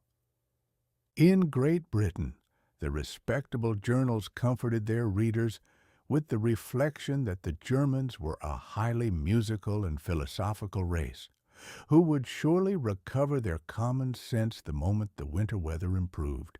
They suggested that Herr Hitler was merely a theatrical eccentric, a sort of political circus performer who would vanish from the scene as soon as he was forced to face the cold, practical realities of office. In France, the statesmen looked across the Rhine with a great deal of thin-lipped, traditional hatred, but their remedy consisted entirely of polishing the locks on their own fortresses and concluding that so long as the German Republic remained too broke to buy heavy artillery, the shouting in the Reichstag was merely a domestic nuisance that did not require an alteration of the French dinner hour. And in the United States, the populace was so thoroughly intoxicated by the grand, rolling prophecies of Mr. Roosevelt's New Deal that they looked upon the affairs of Europe as a tedious, old-world squabble that had no more relation to the future of America than the domestic politics of ancient Babylon. The consensus of the global intelligence held that the world was far too civilized, far too heavily legislated by the treaties of Geneva, and far too sensible ever to permit a shouting house painter with a funny mustache to derail the progress of the 20th century. The deficit of the democratic ledger. By the time the year 1932 drew to its shivering conclusion, and the second election of that bitter season had left the Nazi Party as the largest and most terrifying force in the Reichstag. The ledger of the German Republic was clear for anyone to read. The country had shown that when democracy fails to provide a man with a loaf of bread, he will eventually grow tired of the right to vote. He will look upon the grand marble halls of his parliament as nothing but a theater for the entertainment of the well-to-do, and he will willingly hand his liberty over to the first charlatan who has the sand to promise him a hot meal, a steady job, and a uniform that makes him feel 3 inches taller than his neighbors. The Reichstag was paralyzed. The old President von Hindenburg was sinking into a state of senile confusion, and the stage was being systematically swept for the arrival of the dark age that would follow. It was a ledger entry of pure, unadulterated cynicism, and it left the world to return to its dark, cold kitchens, with a renewed understanding that when civilization is allowed to rot from the bottom, the collapse will not be averted by the singing of hymns or the passing of resolutions in Geneva. The dark cloud had formed, the smell of burnt books was already drifting on the wind, and the sleepy spectators of the planet were about to discover that when you ignore the lunatic who is building a bonfire next to your neighbor's dynamite shack, you are the very one who is likely to be awakened by the sound of your own roof coming down around your ears. Chapter 18. The Invention of the Polaroid Prototype. It is a grand and unalterable law of the human constitution that no matter how thoroughly a man's pockets have been hollowed out by the winds of misfortune, his vanity remains entirely untouched by the general deflation. If you take a citizen of the Republic and deprive him of his bank account, his steady employment, his midday steak, and his second-party vote, he will undoubtedly look upon his condition with a great deal of shivering melancholy. But if you then present this same destitute soul with a polished piece of glass or a quiet pool of water, he will immediately halt his lamentations, step forward, smooth down his remaining hairs, and spend 10 minutes admiring the set of his jaw with a satisfaction that would do credit to an emperor. Humanity may grow weary of its religions, its governments, and its economic systems, but it has never for a single afternoon grown weary of looking at its own countenance. From the days when the first primitive dandy leaned over a mud puddle to see if his nose ring was straight, to the era when the grand metropolitan studios began to freeze a man's likeness onto a silver plate with a great deal of expensive chemistry. The business of self-reflection has never experienced a serious panic or a seasonal downturn. In the damp and generally bankrupt year of 1932, while the high authorities of the nations were busy trying to patch up the global hull with nothing but red tape and long speeches, a young gentleman in New England was quietly engaged in a piece of scientific housebreaking that was destined to alter the rules of human sight forever. This was Mr. Edwin Herbert Land, a lad of 23 years who possessed an imagination that could see a grand fortune hidden inside a beam of common sunshine, and a stubbornness of character so profound that it made the local mule population look like a committee of compromise. Mr. Land had recently performed that most traditional and respectable prerequisite for American greatness. He had looked upon the ancient and venerable halls of Harvard University, concluded that a formal college education was a serious impediment to his thinking, and promptly walked out the front door during his freshman year with nothing in his pocket but a bundle of unfinished questions about the anatomy of light, the architecture of the invisible fence, To understand the nature of the miracle that Mr. Land was attempting to perform in his workshop, one must understand that the human race had lived for several centuries under a profound and cross-eyed delusion regarding the character of sunshine. The average citizen looks upon a beam of light as a polite, orderly stream of illumination that travels from the sun to the earth in a straight line, with no more desire to cause a disturbance than a well-behaved deacon walking down the aisle of a church on a Sunday morning. But the philosophers of optics had long known that light is, in truth, a wild, chaotic herd of vibrations that rushes through the ether in every conceivable direction at once. Some waves jumping up and down like a startled grasshopper, others dodging left and right like a pig in a briar patch, and the whole mass arriving at the eye in a state of absolute undisciplined confusion. When this disorganized host strikes a flat surface, such as the windshield of an automobile, the smooth top of a mahogany desk, or the wet surface of a tidal mudflat, the horizontal waves bounce off the object with a unique, concentrated malice. They do not illuminate the scenery. They simply blind the spectator with a white, shivering sheets of glare that makes it entirely impossible for him to see what is sitting directly in front of his nose. For generations, the only remedy for this mischief had been to grow a single, massive crystal of a rare mineral called Iceland spar, or tourmaline, an enterprise so expensive and so unscientific that it was confined chiefly to the laboratories of the wealthy, leaving the average traveler to go about his business with his eyes half closed, praying that he would not run over a cow or a pedestrian before the sun went down.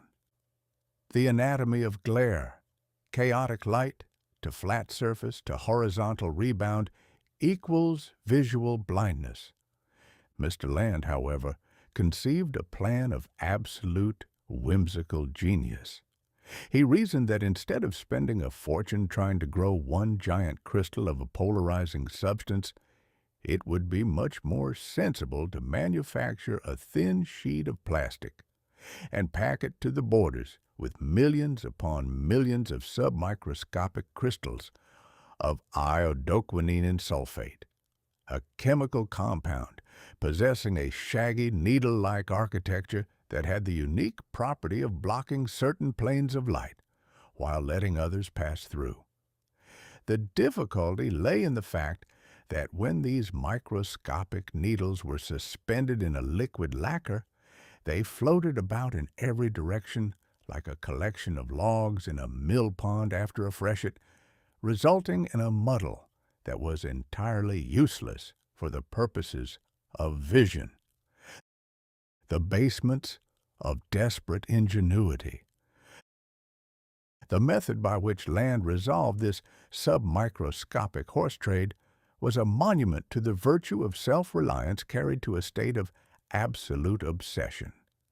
He had spent several years residing in a series of cheap rented rooms in the city of New York, surviving on very little food and no regular sleep at all, spending his days in the magnificent reading room of the public library, and his nights sneaking into the laboratories of Columbia University through an unlatched window after the watchman had gone around the corner.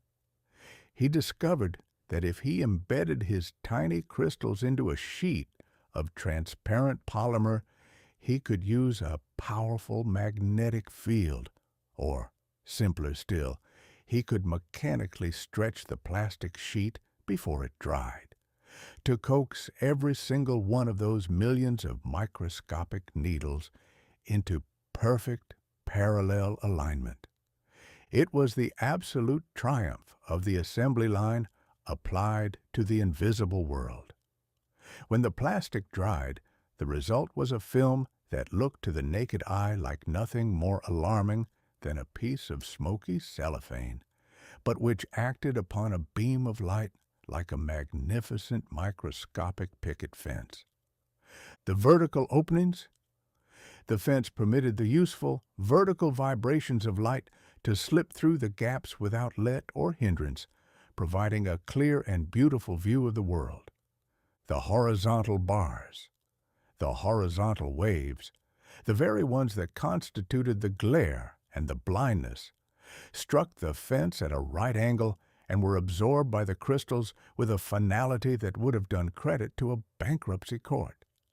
In the summer of 1932, having perfected this synthetic medium, Mr. Land decided to find a partner who possessed a respectable suit of clothes and a sufficient supply of cash to turn this optical laboratory trick into a commercial empire. He found his man in the person of Mr. George Wheelwright III, a gentleman who had been his physics instructor at Harvard and who possessed that rare and beautiful combination of an academic intelligence and a private fortune that had survived the general wreck of the stock market. Together, the two exiles from Cambridge founded the Land Wheelwright Laboratories, establishing their first factory in a drafty garage on Mount Auburn Street, where they sat among the grease cans, the spare tires, and the discarded tools, manufacturing the first commercial reams of the new polarizing sheet under the trademark that was destined to become a household word across the planet, Polaroid. The symphony of the glareless glass. The comedy of the business, the quiet, ironical joke that Land played upon a world that was currently shivering for lack of funds, lay in the sudden realization that this piece of plastic could be used to resolve 1,000 distinct human inconveniences. The inventors began to show the public that if you placed a sheet of Polaroid over a pair of common spectacles, you could look directly into the blazing reflection of the noon sun upon the water and see the fish swimming beneath the surface with the absolute clarity of an angel looking through a clean pane of glass. If you place the material over the headlights of an automobile and a similar sheet over the windshield of an oncoming car, the terrifying, blinding glare of the night traffic vanished, replaced by two soft blue spots of light that allowed the drivers to pass one another in the dark without a single prayer or an involuntary excursion into the ditch. The Polaroid filter principle. Wild light plus aligned crystals equals organized sight. The manufacturers of cameras and optical instruments watched these demonstrations with a state of mind that bordered on the cross-eyed. Eastman Kodak promptly signed a contract to purchase the filters for their finest lenses, and the American Optical Company began to turn out thousands of pairs of Polaroid day glasses, which were bought up by the public with an enthusiasm that proved that even in the middle of a national catastrophe, a man will always find a $50 to ensure that his view of his fellow citizens remains entirely unblemished by the weather. The outline of the epoch tells us that Land's mind was already drifting toward a much more monstrous and spectacular application of his invention.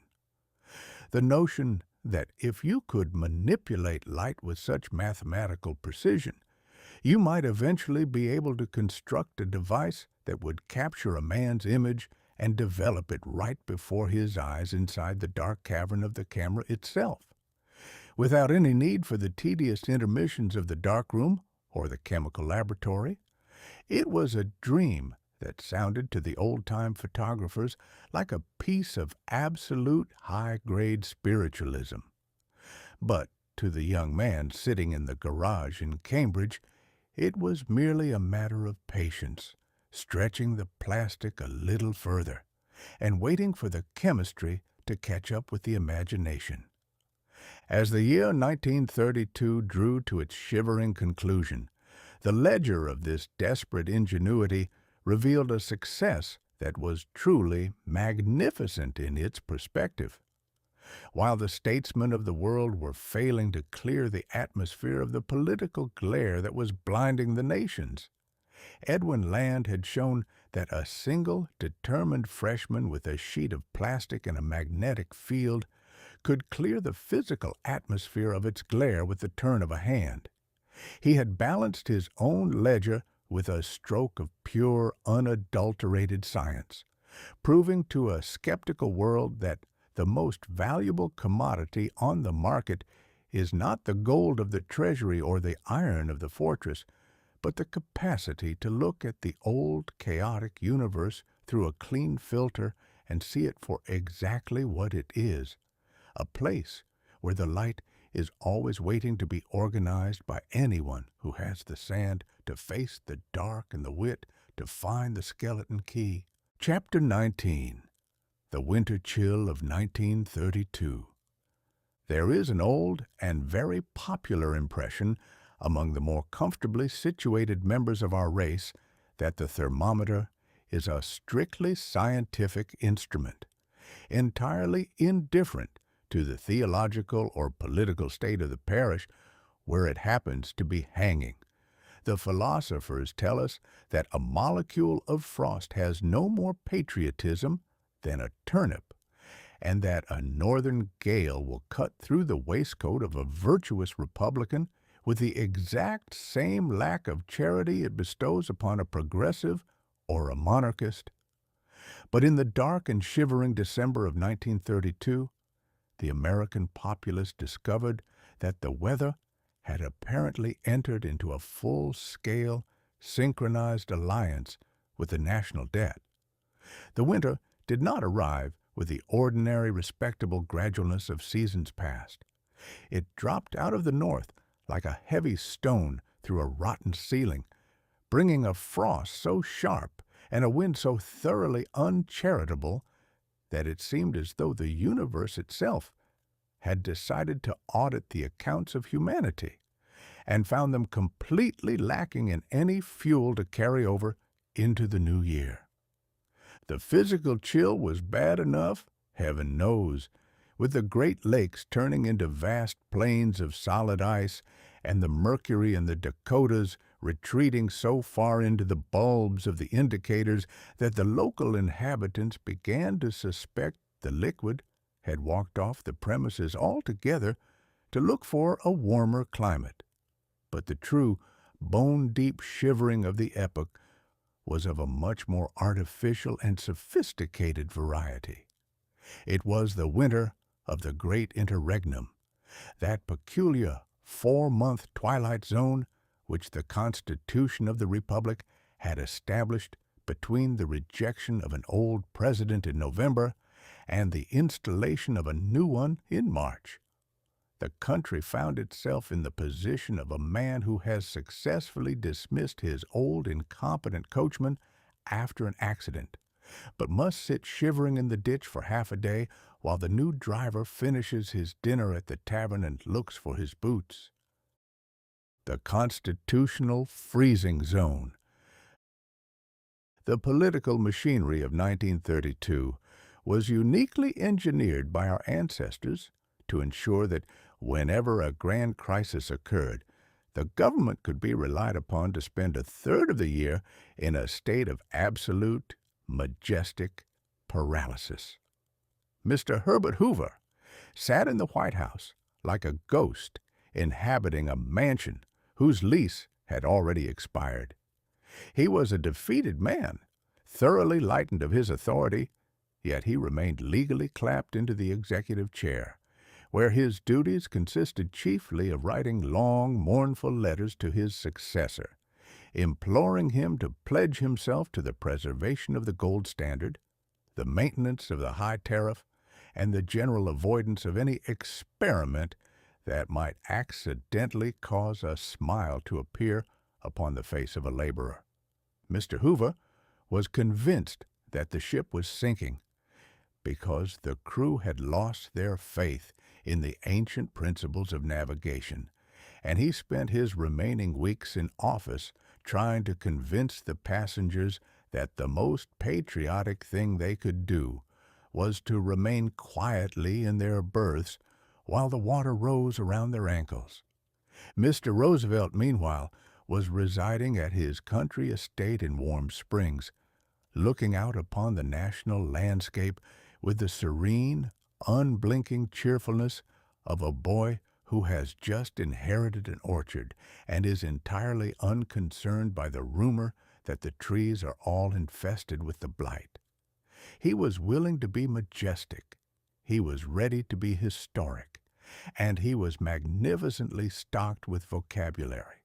But he was technically nothing more than a private citizen with a very fine collection of stamp albums and a fondness for naval history.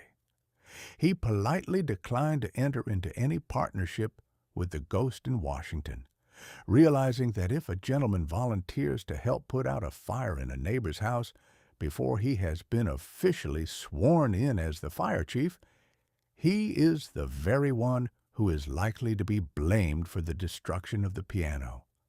And so, while the two champions of the democracy were engaged in this high-minded game of Alphonse and Gaston, the nation sat in the freezing dark between them. The old administration could not act because nobody cared a farthing for its decrees. The new administration would not act because it had not yet received the keys to the ledger. It was a beautiful display of constitutional balance. The state had successfully eliminated the danger of a dictator by the simple expedient of ensuring that for 4 months out of every 4 years, it did not possess any government at all. The icebound vaults. While the high officialdom was thus frozen in its tracks, the financial architecture of the country began to snap like dry twigs under the weight of the silver frost.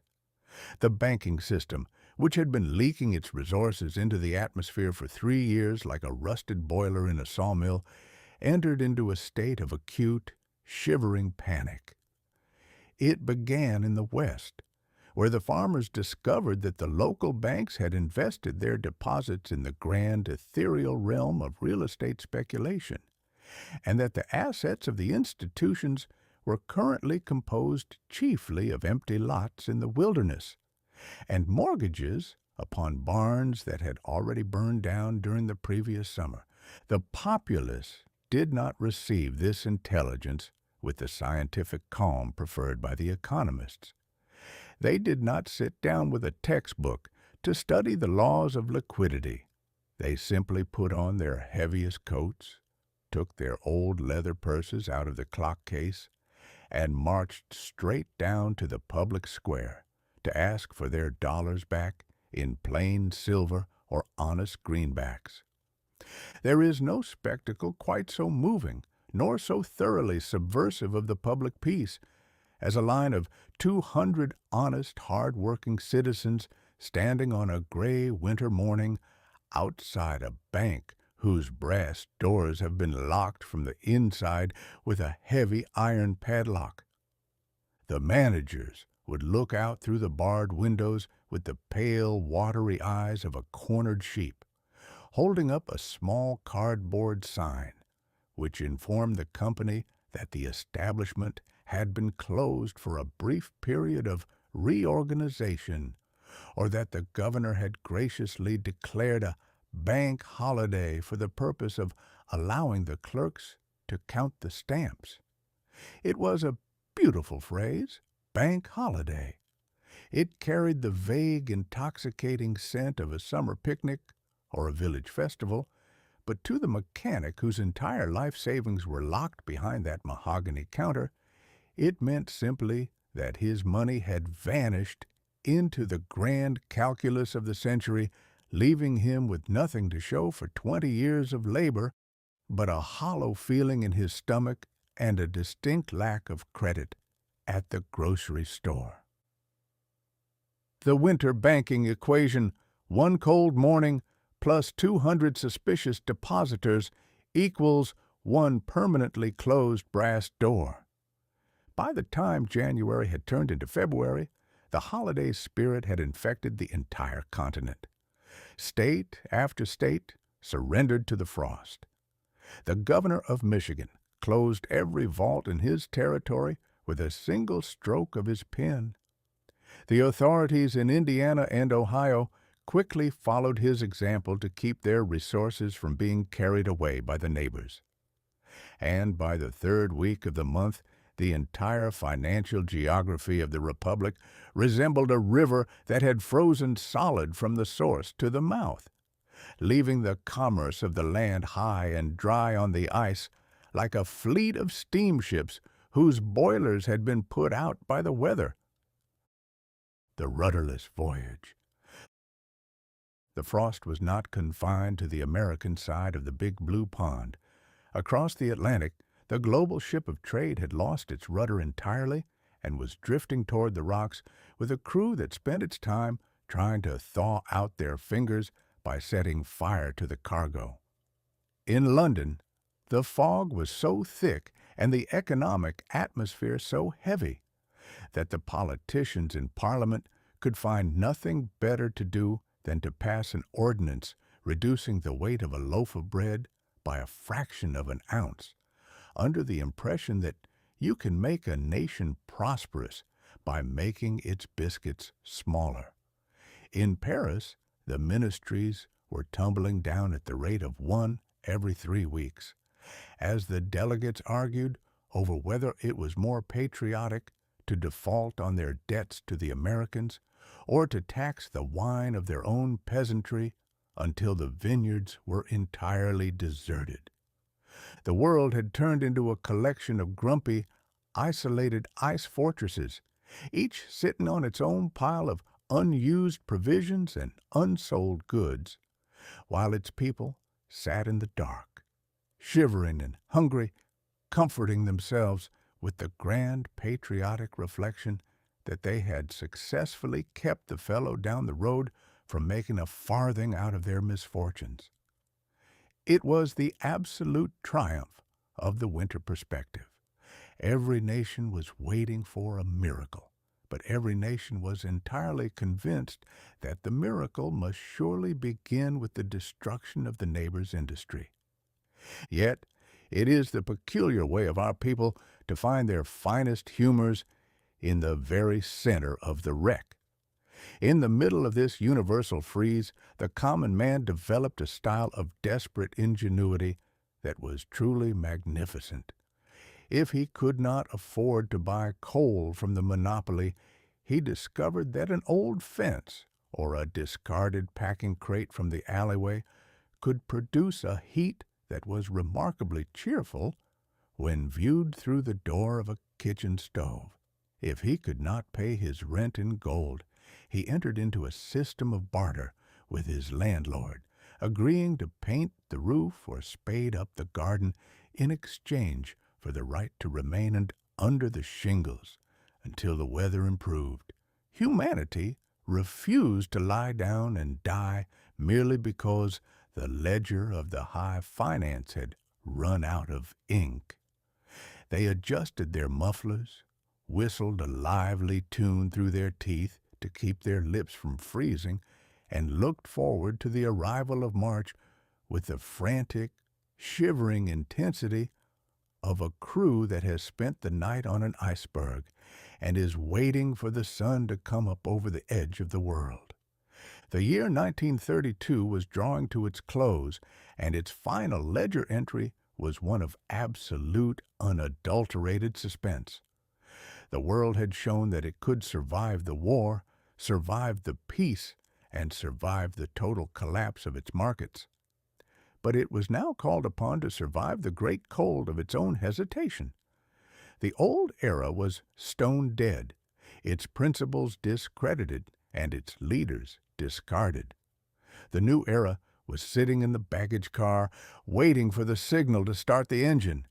It was a magnificent, heart-rending, and entirely human intermission, performed on a stage that was rapidly being coated in ice, leaving the sleepy spectators of the planet to wrap their cloaks around their shoulders and pray that when the new dealer finally took his seat at the table, he would remember to open the windows and let a little summer back into the house before the fire went out entirely. Chapter 20. The Ledger Balanced.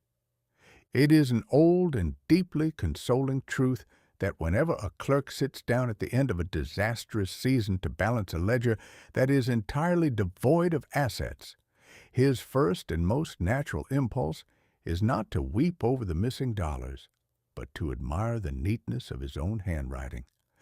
If a merchant has lost his ships to the pirates, his warehouses to a fire, and his remaining credit to a smooth-tongued horse trader from the Western Territories, he does not waste his ink in a state of idle lamentation. No, that would be a total abandonment of the dignity of his profession. Instead, he draws a sharp double line under the deficit with a very fine ruler, dusts the page with a bit of clean blue sand, and proclaims to his creditors that while the business is thoroughly ruined, the accounts have been closed in a manner that reflects the highest credit upon the principles of modern bookkeeping. As the shivering and exhausted year of 1932 prepared to hand its keys over to the next tenant in line, the global intelligence found itself engaged in precisely this variety of retrospective flummery. Humanity had spent 12 long months being kicked down the grand staircase of history by the heavy boot of circumstance, and having arrived at the bottom landing, looking thoroughly unbrushed, hollow-eyed, and lacking several essential buttons from its waistcoat, it immediately arose, smoothed down its trousers, and set about the business of drawing up a comprehensive audit of its misadventures. It was a ledger of pure, unadulterated desperation, but it possessed an abundance of ingenuity that made the performance look remarkably like a triumphant progress. The grand inventory of global absurdities. When the chroniclers of the era looked back across the landscape of those 12 months, they discovered that the world had resembled nothing so much as a sprawling, high-grade lunatic asylum whose inmates had temporarily overpowered the keepers and taken charge of the architecture. Every grand theory that had been invented by the wise men of the 19th century to ensure the quiet security of our race had been turned entirely inside out before breakfast. Consider, if you please, the sheer variety of the spectacles that had been recorded in the daily journals. The political ring.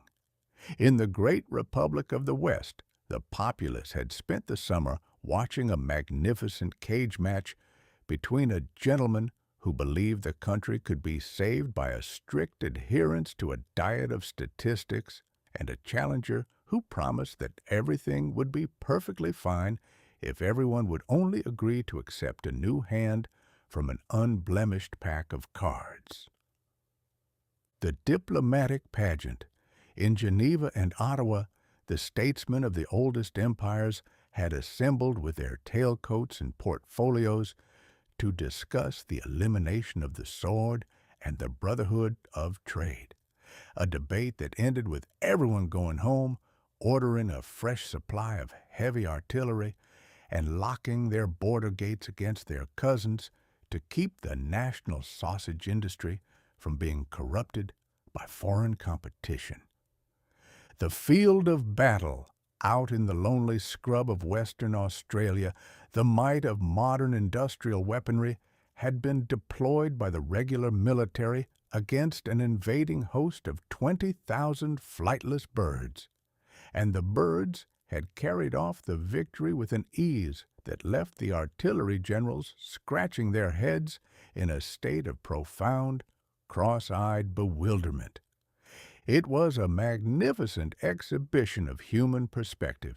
The great nations of the earth had shown that when the house is on fire, the natural instinct of the civilized resident is not to look for a bucket of water. It is to run down into the cellar to check if his neighbor has hidden an illegal link of foreign sausage in the lard tub, or to stand in the parlor, deliver a 3-hour oration upon the sacred beauties of universal peace while the shingles are burning down around his ears. The triumph of the invisible ghost.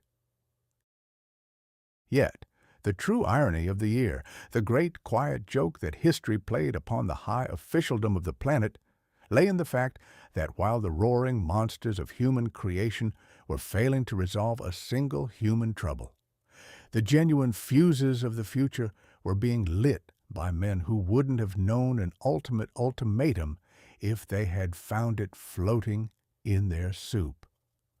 While the politicians were busy locking their banks and barricading their frontiers, Mr. James Chadwick had spent 3 quiet weeks in a drafty cellar in Cambridge, poking at the atom with a stick of jam-pot wax until he pulled out a silent, uncharged little passenger called the Neutron.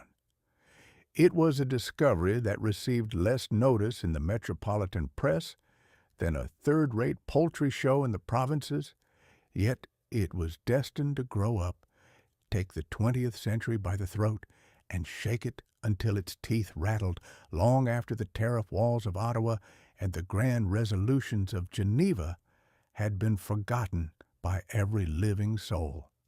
In the same fashion, young Mr. Edwin Land had retreated into a garage in New England, fiddling with a sheet of plastic and a handful of microscopic crystals until he produced a filter that could clear the physical atmosphere of its glare with the turn of a hand. He had shown that a single determined freshman could clarify the vision of the world at the very moment when the combined statesmanship of Europe and America was falling into a state of total, shivering blindness regarding the path ahead, and Miss Amelia Earhart had climbed into a bright red wooden bird, dripping with aviation gasoline and pursued by blue flames, to leap across the vast wilderness of the Atlantic Ocean, proving to a startled world that if a woman possesses a reliable engine and a distinct lack of any reasonable sense of self-preservation, she can navigate the storm just as grandly and just as foolishly as any man alive. The audit of ingenuity, high politics plus red tape equals total paralysis, one small laboratory plus common sense equals the keys to the future. The moral of the empty cupboard. Humanity had arrived at the wall, and in doing so, it had been forced to discard a great deal of the expensive luggage it had been carrying since the days of the old prosperity. The grand lectures on the virtues of rugged individualism had lost their capacity to charm a man whose entire family was residing in a shanty made of corrugated iron. The high-minded warnings against the dangers of government kindness had been drowned out by the steady, rhythmic clicking of 2 million pairs of worn-out shoes marching down the state highways to ask for the dignity of a paycheck. 1932 was a year that taught us that hope is a fine thing, but a hot meal is a much more reliable companion when the temperature drops. The world had learned that when the great ledger of civilization is balanced by the hard hand of reality, the adjectives of the politicians and the signatures of the diplomats are treated by the auditor as nothing but a collection of bad debts. They do not add a single farthing to the credit side of the account, nor do they provide a single stick of wood to keep the hearth from going stone cold in the middle of a winter storm. The only items that were found to possess any genuine value in that bitter season were the small, unpretentious virtues of common human nature, the desperate ingenuity that could light a fire with an old packing box, the stubborn neighborliness that could share a loaf of bread through a cellar window, and that low-built, resilient humor that could look upon the total collapse of an economic empire and still find the money to build a palace of gold leaf and neon lights, just for the privilege of sitting in the dark and believing that the music would eventually start up again. As the final stroke of midnight approached to close the accounts of that magnificent and miserable season, the old world stood upon the threshold of the unknown, looking out into the fog with a state of mind that was remarkably devoid of humility, but completely packed with expectation. The old era was balanced, its pages turned, and its errors stamped with the red ink of universal experience. The guests had burned the furniture, the ledger had been audited to the last penny, and the human race was preparing to step forward into the dark of the new year, entirely broke, thoroughly chilled, but clutching its hat with a ferocious determination and praying that whatever the new dealer had hidden in his sleeves, it would at least contain a little summer to thaw out the pipes before the house came down around their shoulders.